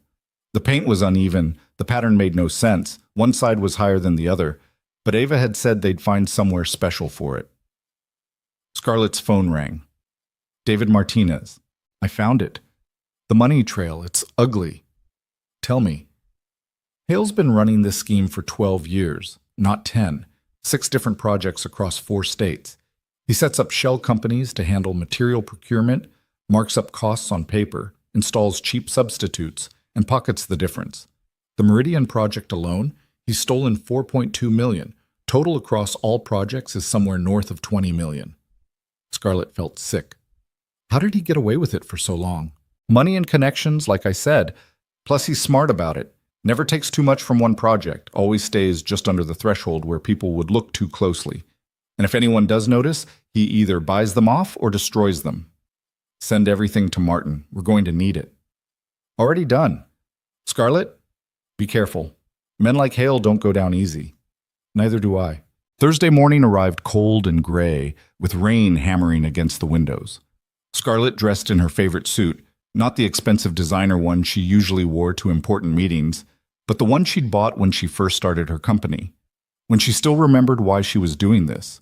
The press conference was scheduled for 10 a.m. at a hotel conference room downtown. Martin had sent out invitations to every major news outlet in New York, business reporters, investigative journalists, even a few national correspondents. Scarlett arrived at 9:30 to find the room already filling up. Cameras, microphones, reporters checking their phones and chatting. Mason was there too, standing in the back in a suit that didn't quite fit right. He gave her a nod when she walked in. Martin appeared at her elbow, looking nervous. Are you absolutely sure about this? Once you start talking, there's no taking it back. I'm sure. The board's going to crucify you. Let them try. At exactly 10 a.m., Scarlett stepped up to the podium. The room went quiet. Camera flashes started immediately. Thank you all for coming, she began. My name is Scarlett Whitmore, CEO of the Whitmore Group. I'm here today to expose a massive fraud scheme that's been operating in New York's construction industry for over a decade. She laid it all out. The material substitutions, the fake approvals, the shell companies. Gregory Hale's name appeared in her notes 47 times. The reporter scribbled frantically, asked rapid-fire questions. How much money? Which projects? Did she have proof? Was she pressing charges? Scarlett answered everything, showed photos, cited documentation, named names. Halfway through, her phone started buzzing. Text after text, she ignored it. The press conference lasted 90 minutes. When it ended, Scarlett felt hollowed out but strangely light, like she'd been carrying something heavy and finally set it down. Mason appeared beside her as reporters packed up their equipment. That was something. That was professional suicide. Maybe. Or maybe it was the first honest thing this industry's seen in years. Her phone rang. Richard Chen. Scarlett, what have you done? The board's going insane. Patricia's calling for an emergency vote to remove you immediately. Gregory Hale's lawyer already put out a statement calling you delusional and threatening a defamation suit. The stock price is tanking. Everyone's... Richard, stop. Scarlett's voice was calm. I know what I did. I know what it costs, and I'd do it again. They're going to destroy you. They're going to try, but I'm not going down without a fight. She hung up and looked at Mason. Want to get coffee? I'm suddenly unemployed and have nothing but time. He actually smiled. Sure. There's a place near my apartment. Real coffee, not that fancy stuff you're probably used to. They took a cab to the Bronx, and Scarlett found herself in a tiny coffee shop that smelled like burnt espresso and had seats that had been patched with duct tape. It was perfect. So what now? Mason asked, stirring sugar into his coffee. Now I wait for the lawsuits. Hale's going to come at me with everything. The board will probably vote to remove me officially, and then I start over. Doing what? I have no idea. Maybe something that actually matters. Housing development for people who need it, not people who can afford penthouses.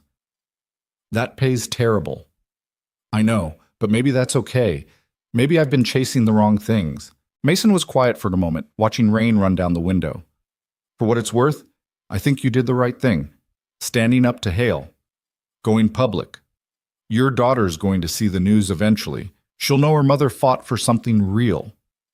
How do you know what the right thing is when you're about to lose everything? You don't know. You just do it anyway and hope you can live with the consequences. He paused. When Sarah died, my wife, I had a choice. I could keep working, keep deployed, let someone else raise Ellie, or I could leave everything I knew and figure out how to be a single father with no plan and no support system. Scariest decision I ever made. Do you regret it? Regret? Not for a second. Yeah, it's hard. Yeah, we're broke most of the time. But I know my daughter. I'm there when she's sick. I make her breakfast. I read her stories. I wouldn't trade that for anything. Scarlett thought about Ava's face when she'd said she'd come to art night. Pure joy. When was the last time her daughter had looked at her like that?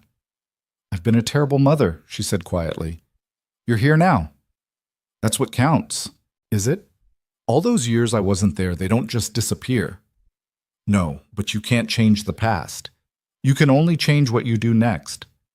They sat in that coffee shop for 2 hours, talking about everything and nothing. Mason told her about Ellie's latest obsession with dinosaurs. Scarlett told him about Ava's pottery bowl. For the first time in years, she wasn't CEO Scarlett Whitmore, master of the universe. She was just Scarlett, talking to someone who actually listened. Her phone rang again. Martin. I've got news. The DA's office just announced they're opening a criminal investigation into Gregory Hale. They're using your documentation as a starting point. Scarlett's heart jumped. They're actually investigating. It's preliminary, but yes, your press conference lit a fire. They can't ignore this now. Too public. What about Hale's defamation suit? Bluster. His lawyers are too smart to actually file. Everything you said was documented and provable. They file suit, we get discovery, and we bury him with his own paperwork. After she hung up, Mason raised his coffee cup. To burning it all down. Scarlett clinked her cup against his. To starting over. Friday morning, the board voted to remove Scarlett as CEO. The vote was unanimous. Even the two who'd initially supported her investigation folded under pressure. Scarlett cleaned out her office with Richard's help, packing 15 years of work into boxes. Awards, photos, contracts that had seemed so important at the time. I'm sorry, Richard said quietly, for not backing you up more. You did what you had to do. I don't blame you. I should have been braver, like you. I wasn't brave. I was cornered. There's a difference. She carried her boxes to her car and drove home. The penthouse felt too big, too empty. All this space and nothing in it that actually mattered. Ava was at school. Scarlett sat on the couch in her business suit, surrounded by boxes of her former life, and wondered what the hell came next. Her phone rang. Unknown number. Ms. Whitmore? This is Jennifer Torres from the New York Times. I'd like to do a longer piece on the Meridian investigation. Would you be willing to sit for an interview? Over the next week, 6 different reporters called. The story was spreading. Other developers who'd worked with Hale started coming forward quietly, sharing their own suspicions. The DA's investigation expanded, and through it all, Mason kept documenting violations at the construction site. The crew had been told to keep working until the investigation concluded, so every day he showed up, did his job, and photographed everything wrong. He sent Scarlett updates every evening. Photos, notes, material samples. Found more electrical violations today. Wiring's undersized by 40%. Concrete mix is off. Had a sample tested, 20% weaker than spec. Fire suppression system's a joke. Half the sprinklers aren't even connected to water supply. Each message was another nail in Hale's coffin. 10 days after the press conference, the DA filed formal charges. Wire fraud, tax evasion, endangering public safety. 15 counts total. Gregory Hale's lawyer held his own press conference, denying everything. But the evidence was overwhelming. The story had grown too big to control. Scarlett watched it all unfold from her couch, unemployed and oddly at peace. She spent her days with Ava, Went to the science fair, started actually cooking dinner instead of ordering in, read bedtime stories. It was the most normal she'd felt in years. Mason came over one evening with Ellie. The girls played in Ava's room while the adults sat in the kitchen drinking wine. "The board's trying to distance themselves from Hale now," Scarlett said, issuing statements about how shocked they are, like they didn't vote to fire me for exposing him. "People protect themselves first. It's human nature. Doesn't make it right. No, but it makes it predictable." Mason refilled her glass. "What are you going to do now, career-wise?" "I've been thinking about that. I still own 30% of Whitmore Group. I can't be CEO, but I'm still a major shareholder, and I've been talking to some lawyers about starting something new. A nonprofit focused on affordable housing with actual safety standards. That'll pay even worse than I thought." "Probably, but I've got enough money saved, and Ava needs a mother who's actually present, not a workaholic who sees her twice a week. She's lucky to have you." "I'm lucky to have her. Took me way too long to figure that out."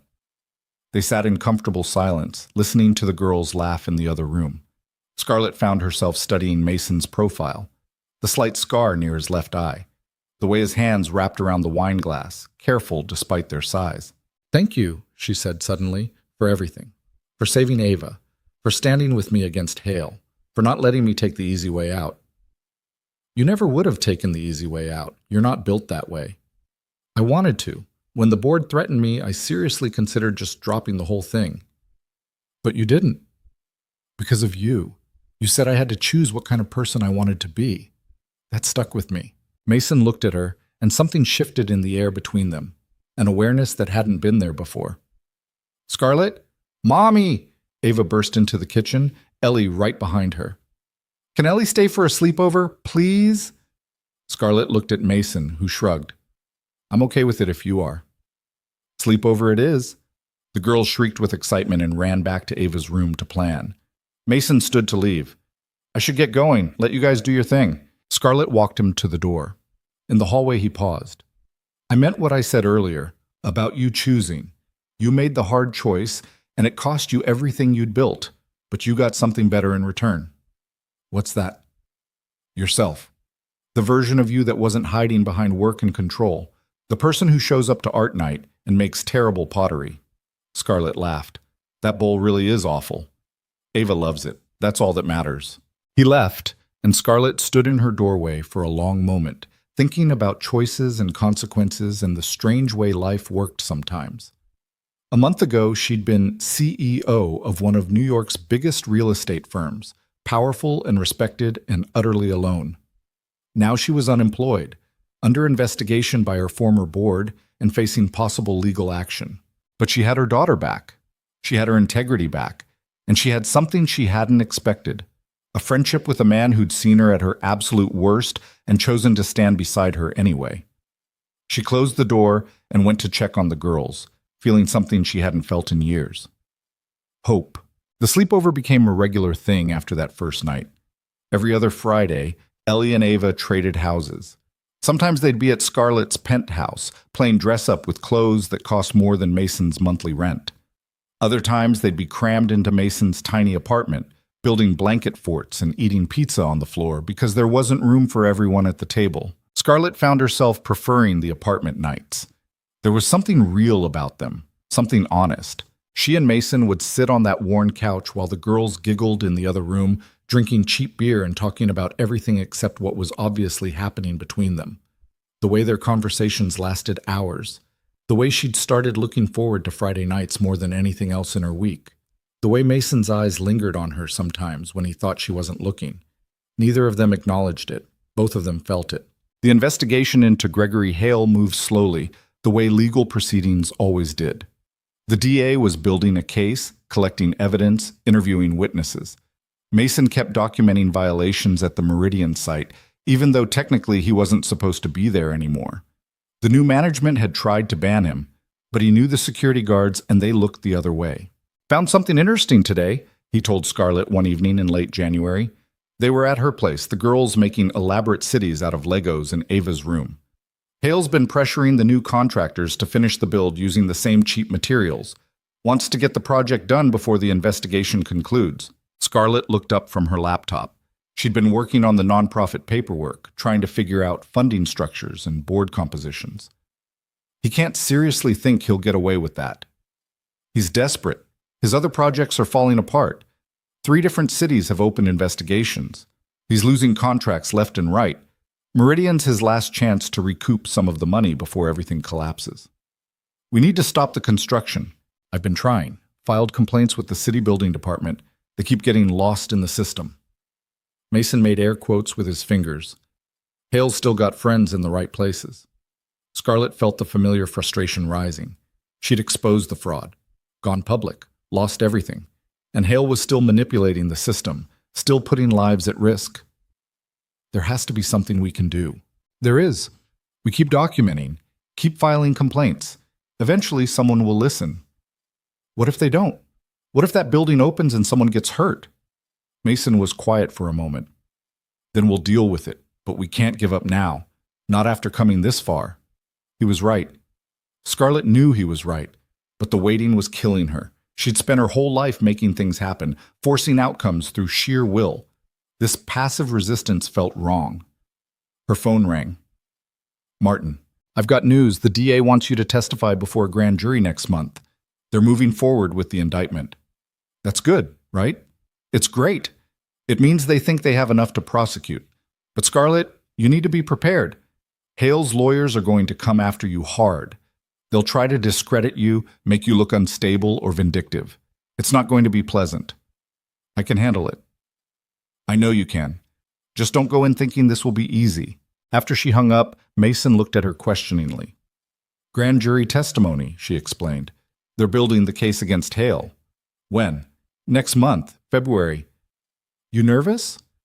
Terrified. I've never testified in court before. It's not court, not yet. Grand jury's different, just you and the prosecutors and the jury. You tell them what you know, show them the evidence. That's it. You say that like it's simple.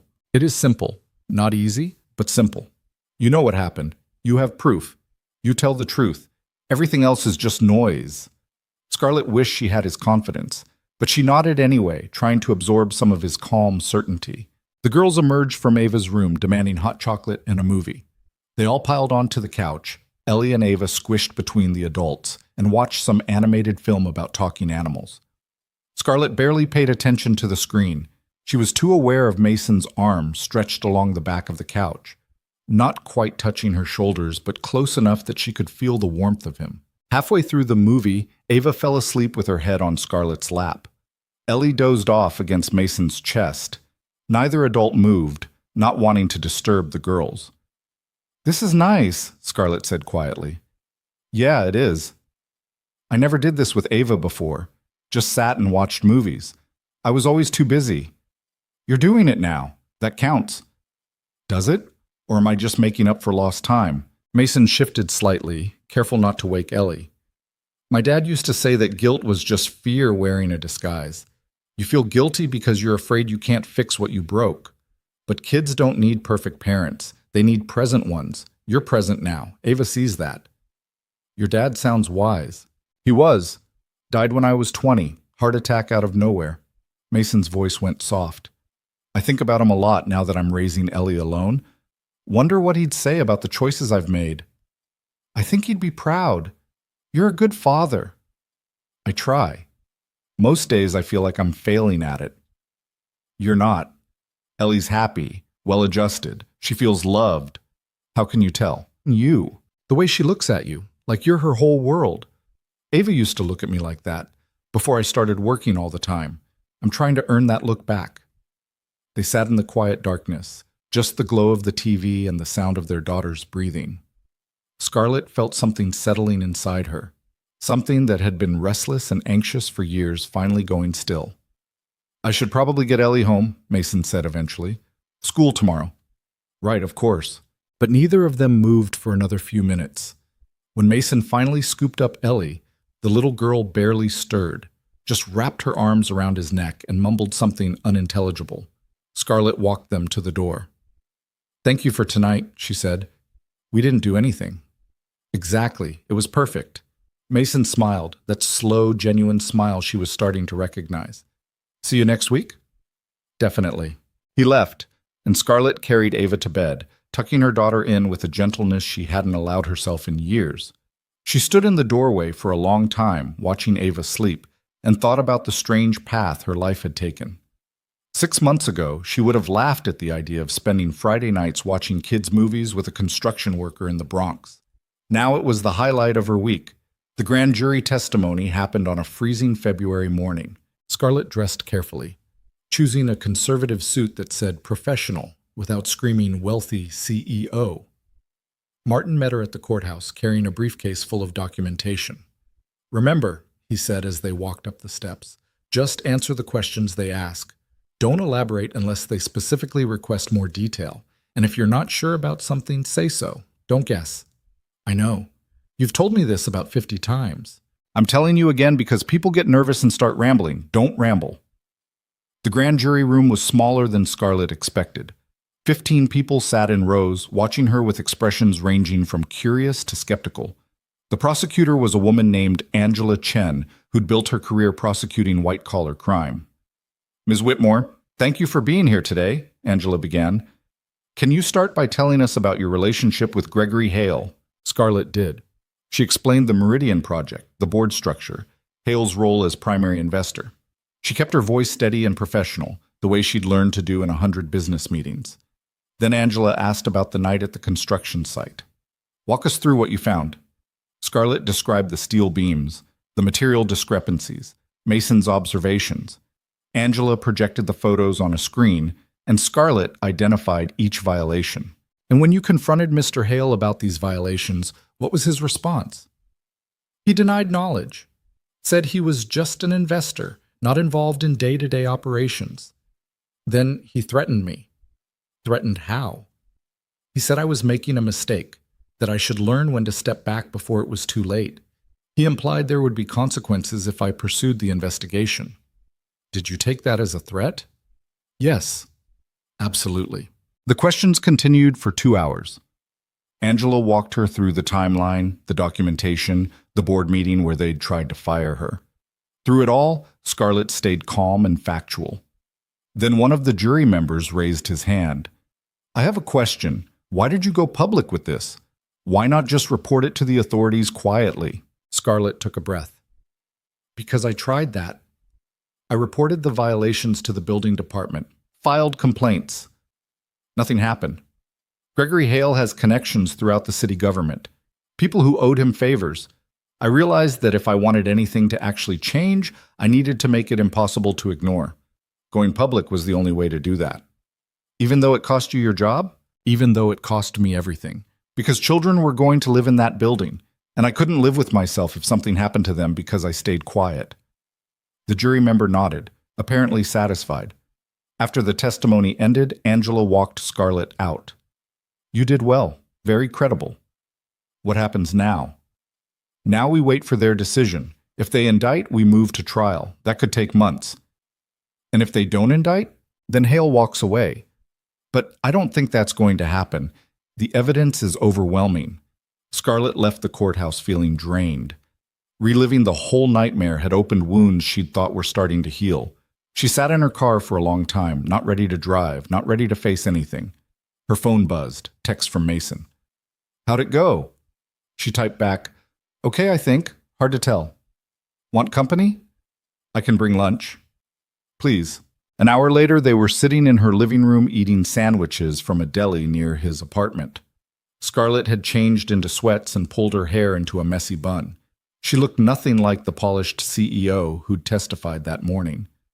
"Tell me about it," Mason said. So she did. She walked him through every question, every answer, the way the jury had looked at her. Mason listened without interrupting, just let her talk until she ran out of words. "You did good," he said when she finished. "Sounds like you handled it exactly right." "I don't know. Maybe I should have been more forceful, or less emotional, or you were honest. That's all anyone can ask." "What if it's not enough? What if they don't indict him? Then we find another way." "But Scarlett, you've already won the important part. You exposed the fraud. You made it public. Even if Hale doesn't go to jail, everyone knows what he did. His reputation is destroyed. His business is collapsing. He's finished in this industry." "That's not justice." "No, but sometimes it's the best we get. Scarlett leaned back against the couch, exhausted. I'm so tired of fighting. I know. I just want things to be normal, whatever that means. Mason set down his sandwich and turned to look at her. Can I ask you something? Sure. What are we doing here? Scarlett's heart kicked up. What do you mean? I mean this, us, these Friday nights, the way we talk for hours, the way you look at me sometimes when you think I'm not paying attention. He paused. I need to know if I'm imagining it. She could have deflected, made a joke, pretended not to understand. Instead, she met his eyes and told the truth. You're not imagining it. Okay, so what do we do about it? I don't know. This is complicated. We're from completely different worlds. You work construction. I was a CEO. I have a daughter. You have a daughter. There are a lot of ways this could go wrong. There are also ways it could go right. Are there? Mason, I don't know how to do this. I was married once, and I was terrible at it. I worked all the time. I put my career first. Eventually, James couldn't take it anymore, and I didn't blame him. I'm not good at relationships. Neither am I. I've been alone since Sarah died. Haven't even tried to date. Didn't see the point. So we're both disasters. That's not exactly encouraging. Mason smiled. Maybe that's why it could work. We both know what we're bad at. We could try not making the same mistakes. Or we could make brand new mistakes. Probably, but I'd rather make mistakes with you than play it safe alone. Scarlett felt something in her chest break open. Not breaking bad. Breaking free. I'm scared, she admitted. Me too. What if we screw this up? What if it affects the girls? Then we'll deal with it, like adults. We'll put them first and figure it out. Mason reached over and took her hand. His palm was rough, scarred from years of physical work. But I think we owe it to ourselves to try. Don't you? Scarlett looked at their joined hands, hers soft and manicured, his marked by labor and life. They didn't match. They didn't make sense on paper, but they felt right. Okay, she said quietly. Let's try.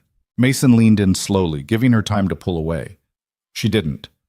When his lips met hers, it was gentle and careful and absolutely terrifying in the best possible way. They broke apart after a moment, both breathing a little faster. Well, Scarlett said, yeah. We should probably talk about ground rules and expectations. And Mason kissed her again, and Scarlett stopped trying to plan and control everything. For once in her life, she just let something happen. They spent the rest of the afternoon on that couch, talking and kissing and figuring out what this thing between them might look like. No promises, no guarantees, just two broken people trying to build something real. When Mason finally left to pick up Ellie from school, Scarlett sat alone in her apartment, touching her lips and smiling like a teenager. Ava came home an hour later from her after-school program and immediately noticed something different. Why are you smiling like that? I'm just happy. About what? About everything. About you. About my life. Ava studied her suspiciously. Did something happen with Mr. Reed? Scarlett tried to keep her expression neutral. Why would you ask that? Because you always smile more when he's here and you get all weird and nervous. I do not get weird and nervous. You do. You check your hair in the mirror like 5 times, and you laugh at his jokes even when they're not funny. Scarlett laughed despite herself. Okay, you caught me. Mr. Reed and we're trying something, seeing if we might be more than friends. Ava's face lit up. Really? Does that mean Ellie and I can be sisters? Whoa, slow down. We just started this. We're taking it slow. But maybe eventually? Maybe. If things work out. But that's a long way off, and a lot has to happen first. I hope it works out. I like Mr. Reed, and I really like Ellie. Me too, baby. Me too. That night, Scarlett lay in bed thinking about the day. The grand jury testimony, the conversation with Mason, the kiss. All of it felt surreal, like she was living someone else's life. But it was her life. The messy, complicated, uncertain life she'd chosen when she decided to stop hiding behind work and control. Her phone buzzed. Text from Mason. Can't stop thinking about today. She smiled and typed back. Which part? All of it. but especially the part where I finally got to kiss you. It was pretty good. Just pretty good? I clearly need to practice more. Is that an offer? Absolutely. Tomorrow night? After the girls are asleep? It's a date. Scarlett set down her phone and stared at the ceiling, feeling something she hadn't felt in years. Not just happiness, not just hope. Something deeper and more solid. Peace. The grand jury voted to indict Gregory Hale 3 weeks later. 15 counts, including wire fraud, tax evasion, bribery, and reckless endangerment. The news broke on a Tuesday morning, and by Tuesday afternoon, every major outlet in New York was covering the story. Scarlett watched the coverage from her living room, Mason beside her. The reporters showed footage of Hale being led into court in handcuffs. He looked smaller somehow, diminished. The powerful developer who'd intimidated an entire industry reduced to just another criminal in a courtroom. It's really happening, Scarlett said softly. It is. I keep waiting to feel satisfied, vindicated, but I just feel tired. Mason put his arm around her. That's normal. This has been exhausting. You've been fighting for months. It's not over yet. The trial could take a year. Then we'll deal with it for a year, together. That word still felt strange to Scarlett. Together. She'd been alone for so long, she'd forgotten what it meant to have someone truly beside her. They'd been dating for a month now, though dating felt like the wrong word for what they were doing. It was quieter than that. More domestic. Dinners together with the girls, movie nights, helping with homework. The kind of ordinary moments that felt extraordinary because Scarlett had never let herself have them before. She'd told Ava about the relationship after that first week. Ava had been thrilled, immediately planning their wedding and asking if she could be the flower girl. Scarlett had gently explained that they were just dating, that grown-up relationships moved slowly, that there might not even be a wedding. But secretly, late at night when Mason had gone home and Ava was asleep, Scarlett let herself imagine it. A future where this was permanent, where the four of them were a real family. It terrified her, but it also felt right in a way nothing else ever had. Mason had been more cautious, telling Ellie. He'd waited 2 weeks, making sure this was serious before involving his daughter. When he finally sat down with her, Ellie had just shrugged and said, "I know, Daddy, I'm not dumb." Apparently, children saw things adults tried to hide. The construction at Meridian had finally been halted by court order. A judge had reviewed the evidence and ruled that work couldn't continue until every violation was corrected and independently verified. It would take months, maybe years, but at least no one would be living in a death trap. Mason had been hired by the court-appointed inspector to help with the review process. $65,000 a year plus benefits, exactly what Scarlett had originally offered him. Only now he was working for the city, not for her company. Scarlett's nonprofit was slowly taking shape. She'd assembled a board of directors, filed all the paperwork, and started looking for funding. The goal was simple: affordable housing built to actual safety standards, not corner-cut nightmares designed to maximize profit. It would be slow work, unglamorous, nothing like running a major real estate firm. But it mattered, and that was enough. Her phone rang. Richard Chen. "Scarlett, I wanted to give you a heads up. The board's meeting next week to discuss the future of Whitmore Group. With Hale indicted and the Meridian project on hold, they're hemorrhaging money. Some of them want to dissolve the company entirely. Let them. You own 30%. You could fight this. Force them to buy you out at fair market value." Scarlett thought about it for exactly 3 seconds. "No, let the company die. It's built on corruption anyway. Better to start fresh." "Are you sure? That's millions of dollars you'd be walking away from." "I'm sure. I've got enough money. And I've got something better now." "What's that?" "A life." After she hung up, Mason looked at her questioningly. "The company's probably going under," she explained. "I could fight to save it, try to salvage something. But you're not going to." "Nope." "No regrets?" Scarlett thought about the question seriously. Did she regret building Whitmore Group? Spending 15 years of her life creating something that would now disappear? "No," she said finally. "I needed to build it, to prove I could, but I don't need it anymore. I'm okay letting it go." That's growth. Or insanity. Hard to tell the difference sometimes. Mason laughed and pulled her closer. They sat like that for a while, watching the news coverage wind down. thinking about everything that had happened and everything still to come. "Can I tell you something?" Scarlett said eventually. "Always.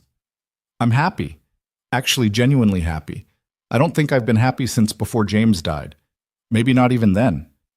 But right now, with you, with Ava finally talking to me like she trusts me again, with work that actually means something, I'm happy. Good. You deserve to be happy. So do you. Are you happy?" Mason considered the question. "Yeah, I am.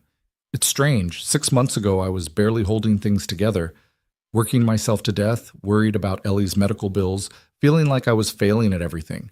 And now," he trailed off. "Now? Now I've got a job I care about. Ellie's health is stable thanks to the insurance. And I've got you.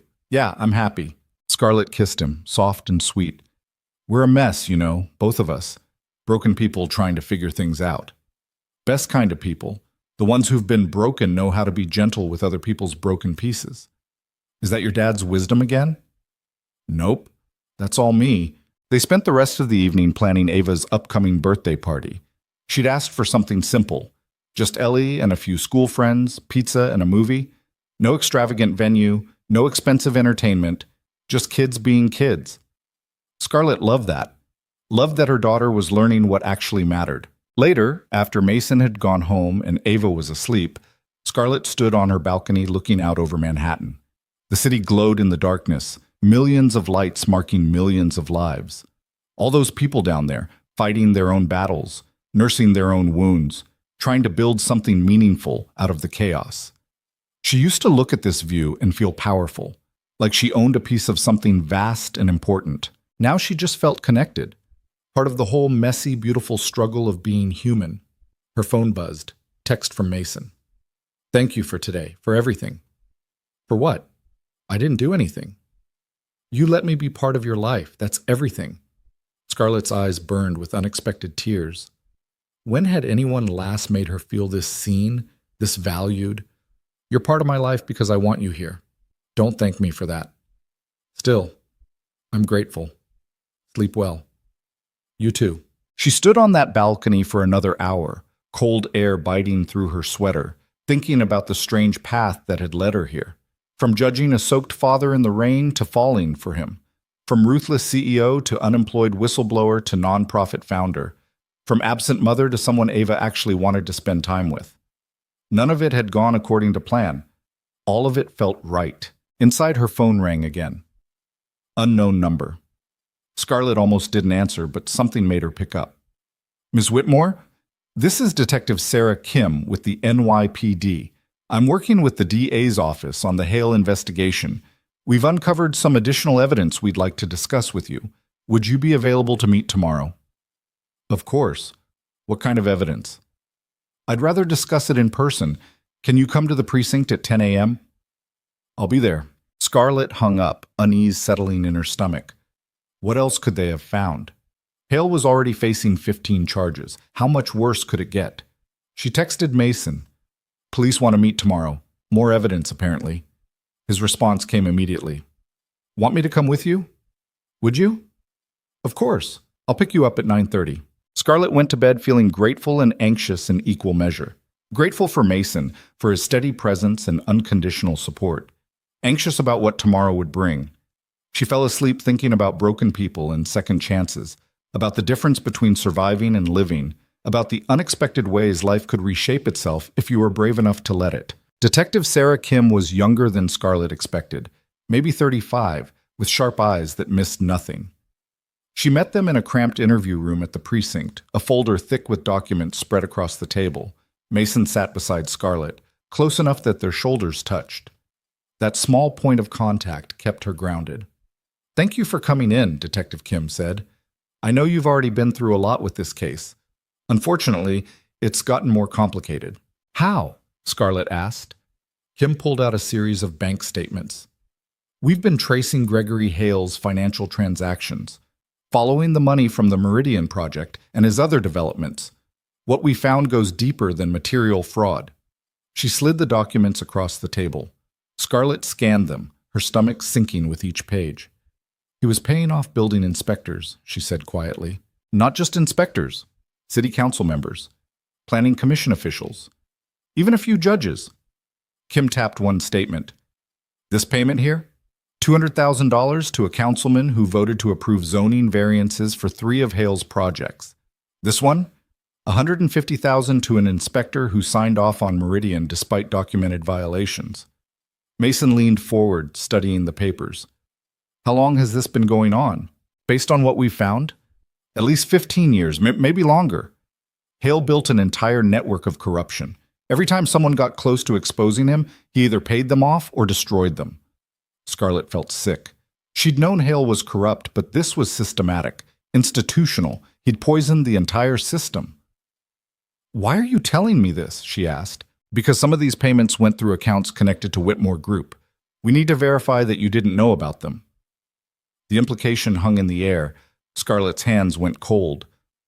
I had no idea. I never saw these transactions. I believe you, but the DA needs to be thorough. We'll need to examine your company's financial records. All of them. The board dissolved Whitmore Group last week. I don't have access to those records anymore. We can subpoena them, but it would be easier if you cooperated voluntarily, showed us everything you have.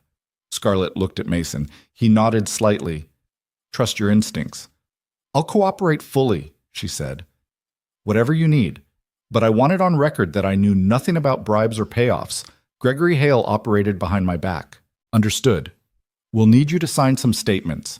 And Miss Whitmore, this investigation is about to get a lot more public. When we start arresting city officials, the media is going to go crazy.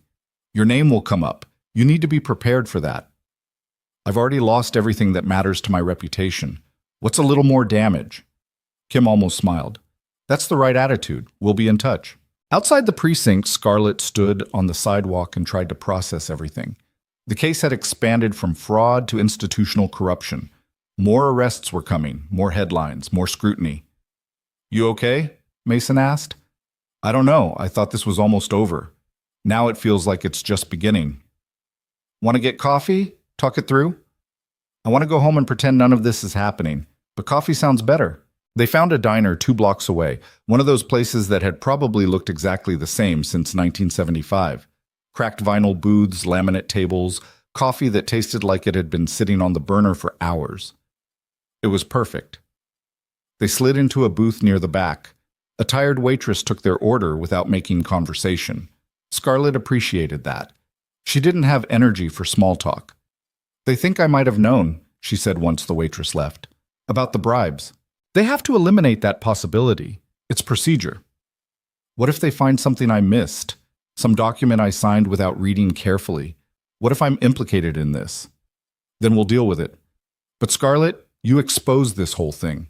You lost your career to make it public. Nobody's going to seriously believe you were part of it. Gregory Hale's lawyers will. They'll try to drag me down with him. Let them try. You've got the truth on your side. Scarlett wished she had his certainty. But the truth didn't always win. Sometimes the people with better lawyers and more money managed to twist reality until it served them. I'm tired of fighting, she said. I thought I was strong enough for this. Now I'm not sure. Mason reached across the table and took her hand. You don't have to be strong all the time. That's what I'm here for.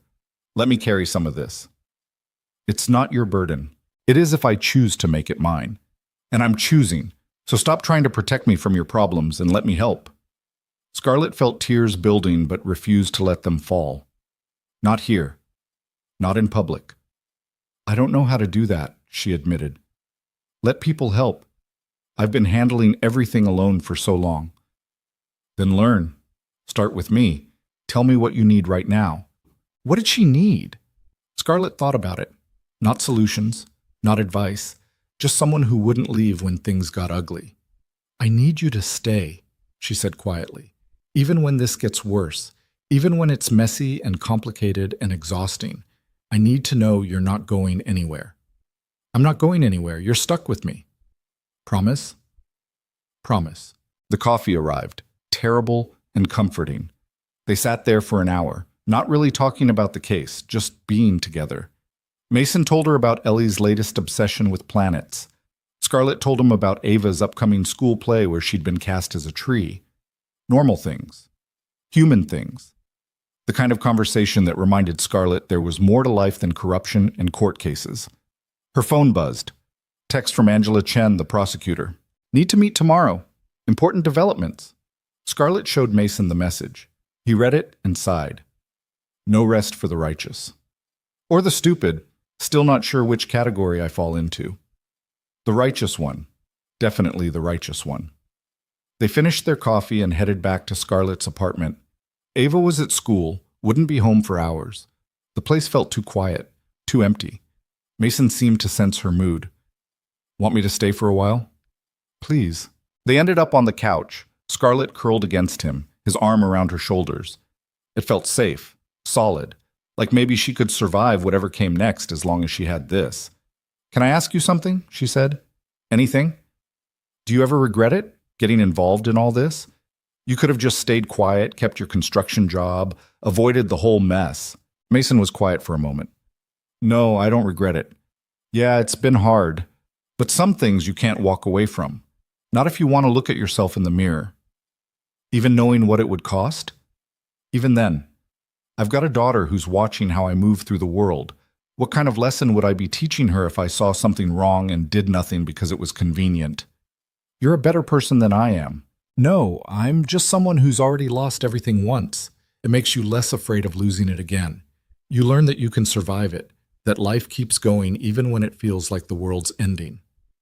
Scarlett thought about that, about how Mason had rebuilt his life after Sarah died, how he'd kept going when everything fell apart. How did you do it, she asked. After your wife. How did you keep going? I didn't have a choice. Ellie needed me. So I got up every day and did the next thing, fed her, changed her, took her to doctors, and slowly, over time, it got easier. Not better, exactly. Just easier to carry. Do you still miss her? Every day. But it's different now, not the sharp pain it used to be, more like an ache that's just part of who I am. Would she have liked me? The question surprised both of them. Mason pulled back slightly to look at Scarlett. Yeah, he said finally. She would have. Sarah was all about people who gave a damn, who fought for things. She would have respected what you did with Hale. I hope so. I know so. And for what it's worth, I think she'd be happy that I found you. She told me once, right before she died, that she didn't want me to be alone forever. That Ellie needed to see what a real relationship looked like. Mason's voice went rough. So yeah, she'd approve. Scarlett kissed him, soft and grateful. Thank you for telling me that. They stayed on that couch until Ava came home, talking about everything and nothing, building the kind of intimacy that came from shared honesty. When Ava burst through the door full of energy and stories about her day, Scarlett felt something settle inside her. This was what mattered, not courtrooms or investigations or reputations, just this small moment of ordinary life. The meeting with Angela Chen happened in a coffee shop, neutral territory away from official buildings and prying eyes. We're moving forward with additional arrests, Angela said without preamble. 3 city council members, 5 building inspectors, 2 planning commissioners, and a judge, all connected to Hale's bribery network. Scarlett absorbed that. When? Next week. It's going to be a media circus. Every outlet in the country will cover it. And my name will come up. You're the whistleblower who started this whole thing. We'll do our best to protect you, but some exposure is inevitable. I understand. Angela slid a document across the table. I need you to review this. It's your official statement for the record. Make sure everything's accurate. Scarlett read through it carefully. Her timeline of events, her documentation of the fraud, her confrontation with Hale. It was all there, clinical and factual. It's accurate, she said, signing at the bottom. Good. One more thing. Hale's lawyers are claiming you fabricated evidence because you had a personal vendetta, that you were angry about being forced out as CEO and wanted revenge. That's ridiculous. I was forced out because I exposed the fraud. I know, but they're going to push that narrative hard. You need to be ready for it. Scarlett felt old anger rising. Of course Hale would try to paint her as vindictive. Of course he'd twist the truth to protect himself. Let them say whatever they want. I have documentation. I have witnesses. I have the truth. Truth doesn't always win in court. You know that. Then I'll make it win. Angela studied her for a moment. You've changed since I first met you. At the grand jury, you were nervous, uncertain. Now you're... She trailed off. Now I'm what? Grounded, like you know exactly who you are and what you stand for. Scarlett thought about that. 6 months ago, she would have defined herself by her job title. CEO, developer, success story. Now those things felt hollow. Who was she now? A mother who showed up, a partner who tried, someone who'd chosen integrity over comfort and was still standing. I guess I finally figured out what matters, Scarlett said. The arrest happened on a Tuesday morning. Scarlett watched the news coverage from her living room, Ava beside her working on homework, oblivious to the magnitude of what was happening. Footage of officials being led out of City Hall in handcuffs, reporters shouting questions, lawyers issuing statements, and through it all, Gregory Hale's face, still defiant, still claiming innocence, still convinced his money and connections would save him. Scarlett's phone didn't stop ringing. Reporters wanting interviews, friends she hadn't heard from in months suddenly reaching out. Even a few board members from Whitmore Group probably trying to distance themselves from the scandal. She ignored all of it except one call. Martin. "Have you seen the news?" he asked. "Hard to miss it." Hale's lawyers filed a motion to dismiss. They're claiming prosecutorial overreach and tainted evidence. Will it work? No, but it'll delay things. We're looking at a trial date sometime next year. Next year, more months of this. More waiting, more fighting. I can handle it, Scarlett said, trying to convince herself as much as Martin. I know you can. But Scarlett, you need to prepare yourself. This trial is going to be brutal. They're going to put your entire life under a microscope. Your business decisions, your finances, your personal relationships, everything. Scarlett glanced at Ava, still bent over her math worksheet. Will they go after my daughter? They can't directly. But they might try to paint you as an unstable parent, someone who put her crusade ahead of her child's well-being. That's exactly what I was doing before all this, putting work ahead of Ava. I'm trying to fix that now. I know, but perception matters in court. We'll need to be strategic about how we present your life. After she hung up, Scarlett sat very still, processing. They were going to dissect her life, judge her choices, use her past mistakes against her. Mason arrived an hour later, letting himself in with the key she'd given him last week. That small gesture of trust still felt significant. Saw the news, he said, sitting beside her. You okay? Define okay. Still breathing, not curled up in a ball crying. Then yes, I'm okay. He pulled her close. Ava looked up from her homework and smiled at them, then went back to her math problems. She'd gotten used to seeing Mason around. Had stopped asking when he was leaving and started assuming he'd stay for dinner.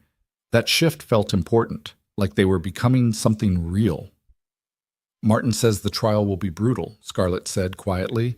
They're going to attack everything about me. Let them. You know who you are, I know who you are, Ava knows who you are. That's all that matters. Is it? What if they win? What if Hale walks away from this? He won't. The evidence is overwhelming. But what if... Mason turned her face toward him. Stop. You can't control the outcome. You can only control what you do right now. And right now, you're here with your daughter, with me. That's enough. Scarlett wanted to argue, to plan for every contingency, to control something in a situation that felt completely out of control. Instead, she took a breath and let it go. You're right, she said. I know. I'm very wise. Don't push it. They ordered Thai food for dinner and ate on the living room floor because Ava insisted it was more fun that way. Mason helped with homework, explaining fractions in a way that actually made sense. Scarlett watched them work together and felt her chest go tight with emotion. This was what she'd been missing all those years. This ordinary, beautiful chaos of family life. After Ava went to bed, Mason stayed. They talked about his job, her nonprofit, Ellie's latest accomplishments at school. Normal couple things. The kind of conversation Scarlett had never had with James because she'd been too busy working.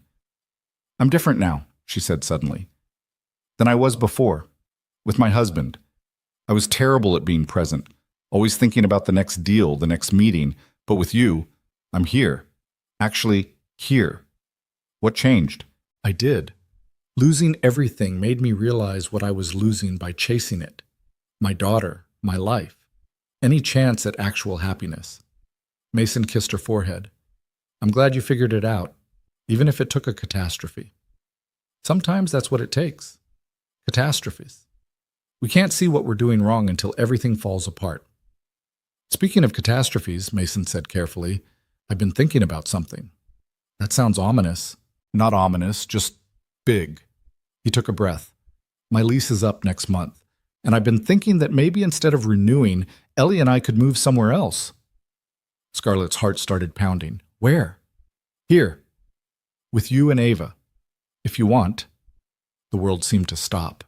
Scarlett stared at him, trying to process what he'd just said. You want to move in together? I know it's fast. We've only been dating a few months, but we're here all the time anyway. The girls love each other, and He paused. I'm tired of leaving, of saying goodnight and walking away when all I want is to stay. Mason, you don't have to answer now. Think about it. Talk to Ava. Make sure it's what you want. But I needed to ask, to put it out there. Scarlett's mind was racing.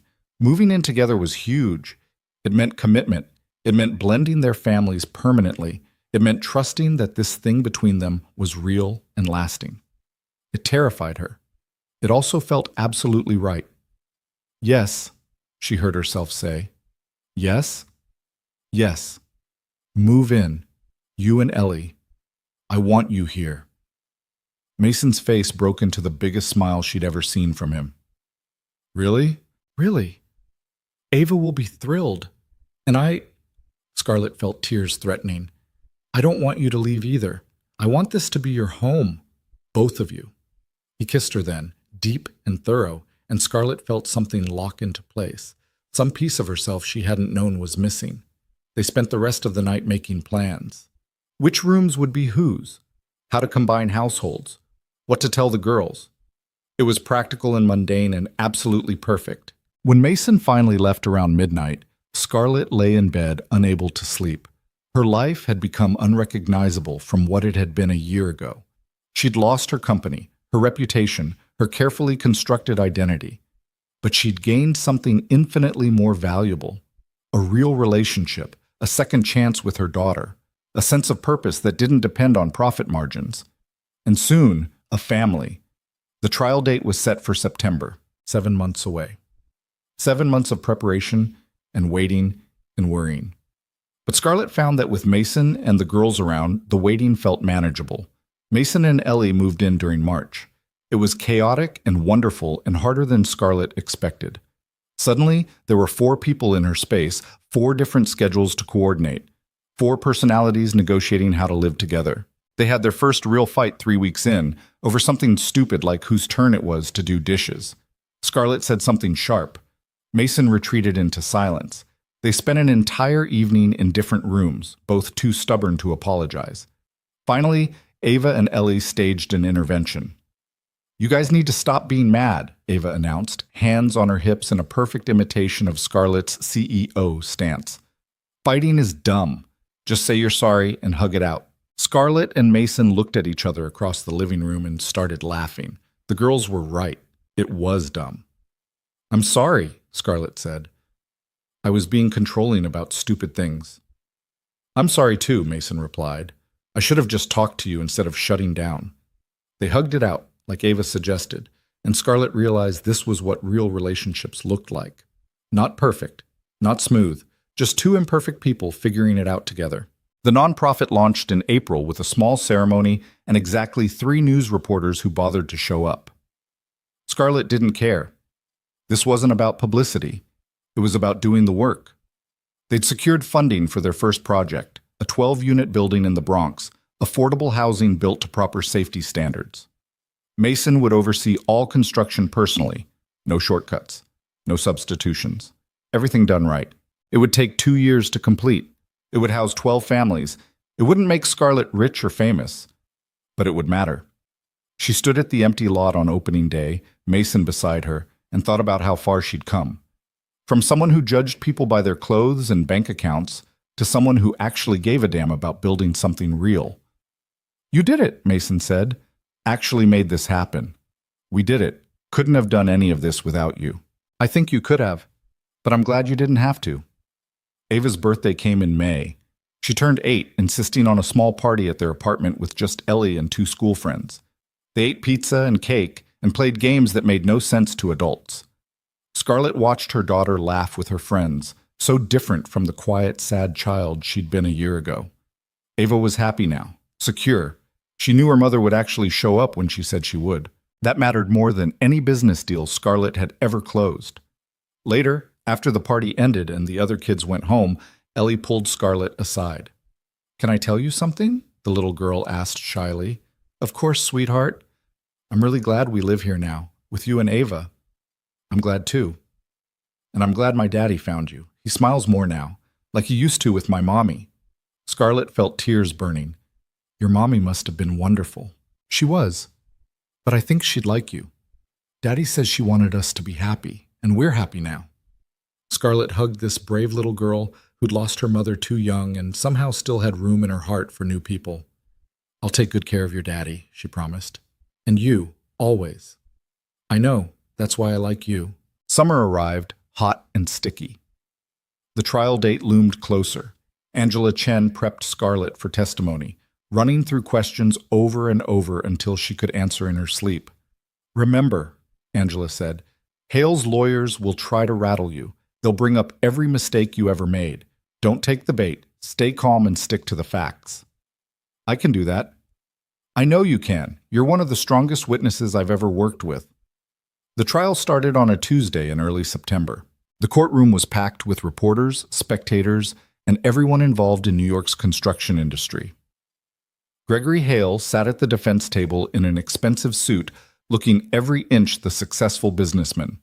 His lawyers were a team of high-priced talent designed to intimidate.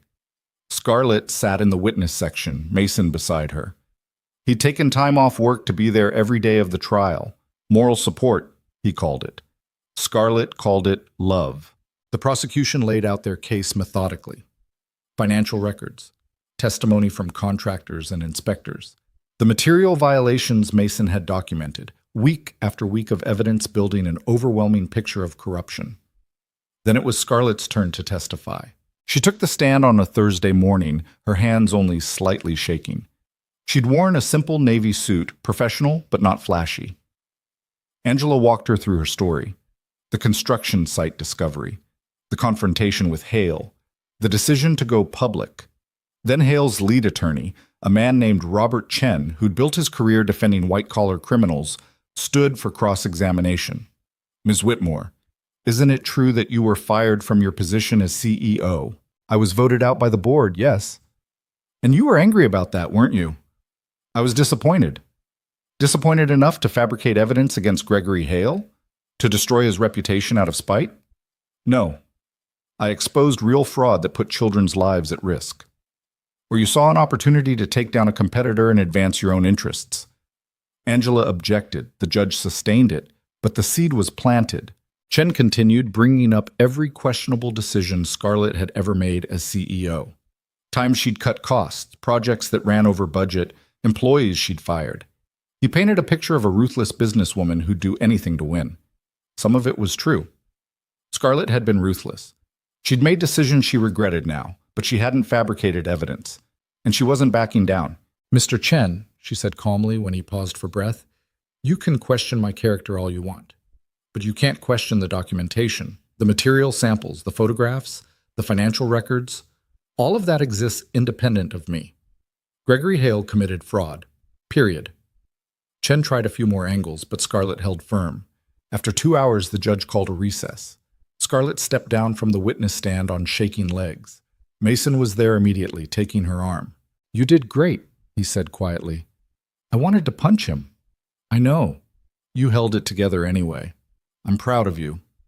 They walked out of the courthouse into September sunshine. Reporters shouted questions. Cameras flashed.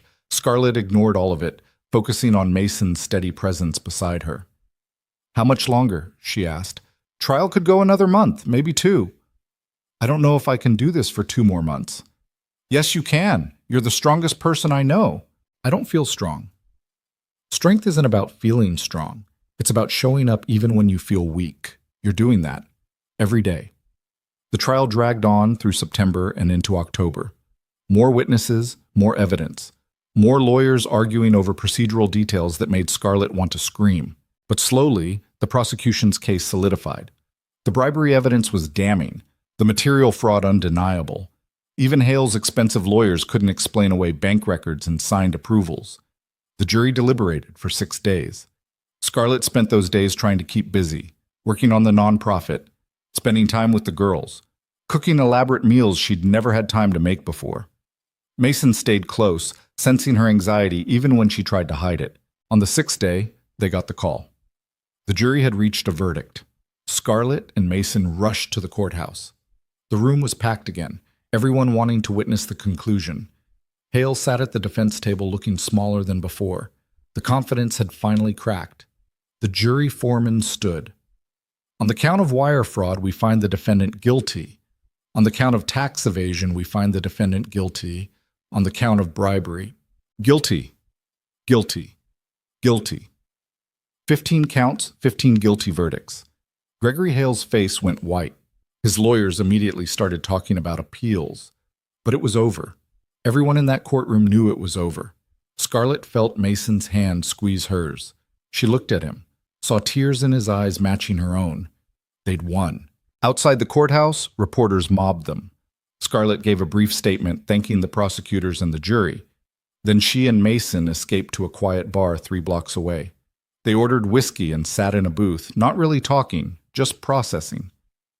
"It's really over," Scarlett said finally. "Yeah, it is. I thought I'd feel different, vindicated or relieved or something, but I just feel tired. That's normal. You've been fighting for a year. Your body doesn't know how to stop yet. How long until it figures it out? However long it takes. There's no schedule for this." Scarlett sipped her whiskey, feeling it burn down her throat. "Thank you. For everything. For standing with me through all of this. I told you I wasn't going anywhere. I know, but I'm still grateful."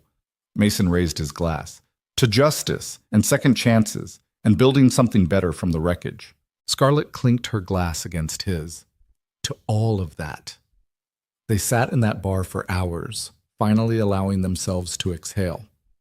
The trial was over. Hale was going to prison. The corruption had been exposed. Now came the hard part, figuring out what came next. Sentencing happened in November. Gregory Hale received 22 years in federal prison. At 62, it was essentially a life sentence. Scarlett watched him be led away in handcuffs and felt nothing. Not triumph, not satisfaction, just a bone-deep weariness that this had been necessary at all. The city officials who'd taken bribes received their own sentences. Some went to prison, others got probation and massive fines. All of them lost their positions and reputations. The entire system had been shaken up. New oversight committees formed, new regulations put in place. It wouldn't prevent all corruption, but it would make it harder. Scarlett's nonprofit completed the groundwork for their first building. Construction would start in January. It was small progress, but progress nonetheless. Life settled into something resembling normal. Mason went to work. Scarlett ran the nonprofit. The girls went to school. They had dinner together every night, all 4 of them crammed around the table, talking about their days. It was ordinary and precious, and everything Scarlett had been missing. December arrived with the first snow. Christmas was coming, and for the first time in years, Scarlett actually looked forward to it. Not the obligation of corporate parties and client gifts, but real celebration with people she loved. She and Mason took the girls to pick out a tree, arguing playfully about size until they settled on one that barely fit in the elevator. They decorated it together, making hot chocolate and playing music too loud. Ava and Ellie strung popcorn garlands that fell apart immediately. Mason hung ornaments while Scarlett directed from the couch, occasionally being hit with popcorn when she got too bossy. It was chaotic and imperfect and absolutely perfect. That night, after the girls went to bed, Scarlett and Mason sat in the dark looking at the tree lights. "I've been thinking," Mason said quietly. "Dangerous. Seriously, I've been thinking about us. About this." He gestured around the apartment, meaning the life they'd built. Scarlett's heart started pounding. And I know we've only been together less than a year. I know it's fast, but I also know I don't want to waste time pretending I don't know what I want. He pulled a small box from his pocket. Scarlett's breath caught. "I'm not asking you to marry me," Mason said quickly. "Not yet. but I'm asking if you'd want to. Eventually. When we're ready, because I'm ready to promise you that I'm in this for the long haul, however long that is. Scarlett took the box with shaking hands.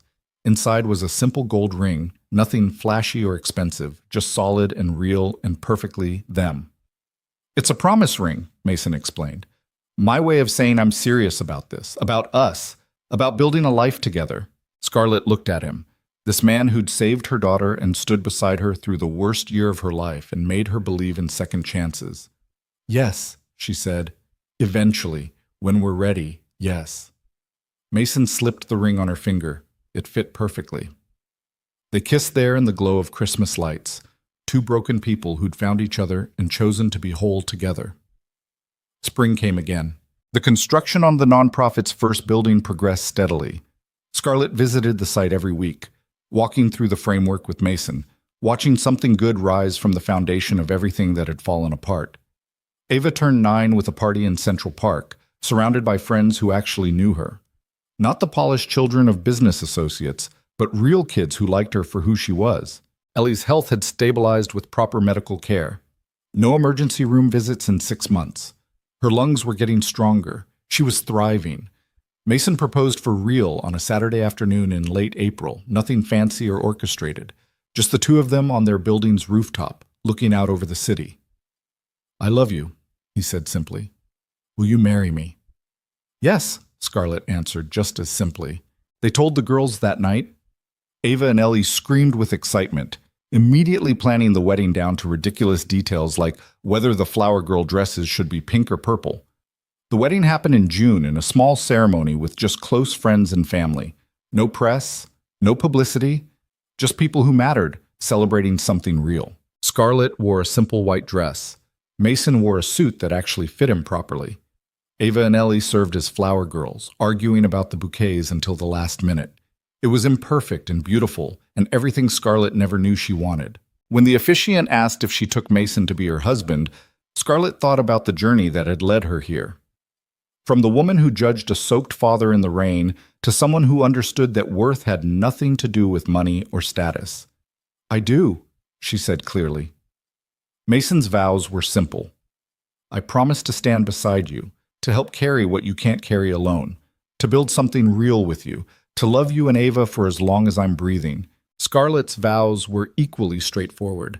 I promise to show up, to be present, to choose this over everything else, to love you and Ellie with everything I have. They sealed it with a kiss while Ava and Ellie cheered. The reception was in their apartment, nothing fancy, pizza and wine and music and laughter. The kind of celebration that mattered because it was real. Late in the evening, Scarlett found herself on the balcony looking out at Manhattan. The city glowed the way it always did, indifferent to the small human dramas playing out within it. Mason joined her, slipping an arm around her waist. Happy? He asked. Incredibly. You? More than I thought possible. They stood there in comfortable silence, watching the city breathe. Can I tell you something? Scarlett said eventually. Always. A year and a half ago, I had everything I thought I wanted. Power, success, recognition. And I was miserable. Now I have almost none of those things, and I've never been happier. What changed? I figured out what actually matters. It's not complicated. It's just easy to forget when you're chasing the wrong things. And what matters? Scarlett thought about it. About Ava's laugh. About Ellie calling her mom for the first time last week. About Mason's steady presence. About building homes people could actually afford to live in. This, she said simply, the people you love. The work that means something. Showing up for what's real instead of what looks good. Mason kissed her temple. That's wisdom. That's survival. I had to lose everything to learn it. Was it worth it? Scarlett looked through the balcony door at their small apartment full of people she loved. Ava and Ellie dancing to music too loud. Friends laughing. A life that was messy and imperfect and absolutely real. Yes, she said. Every bit of it. Inside, someone turned up the music. Ava called for them to come dance. Mason took Scarlett's hand and led her back inside, back to the celebration, back to their life. As they danced in their crowded living room, Scarlett thought about the man she'd judged that rainy November night. How she'd looked at his worn jacket and tired eyes and decided he didn't belong. How completely wrong she'd been. Sometimes the strongest people are the ones quietly carrying their burdens with dignity. Sometimes worth has nothing to do with wealth. Sometimes the best things in life come from having everything else stripped away until you're forced to see what actually matters. Scarlett had learned those lessons the hard way, but she'd learned them, and now she had a life built on truth instead of appearances, on love instead of ambition, on presence instead of performance. It wasn't the life she'd planned. It was so much better. The music played.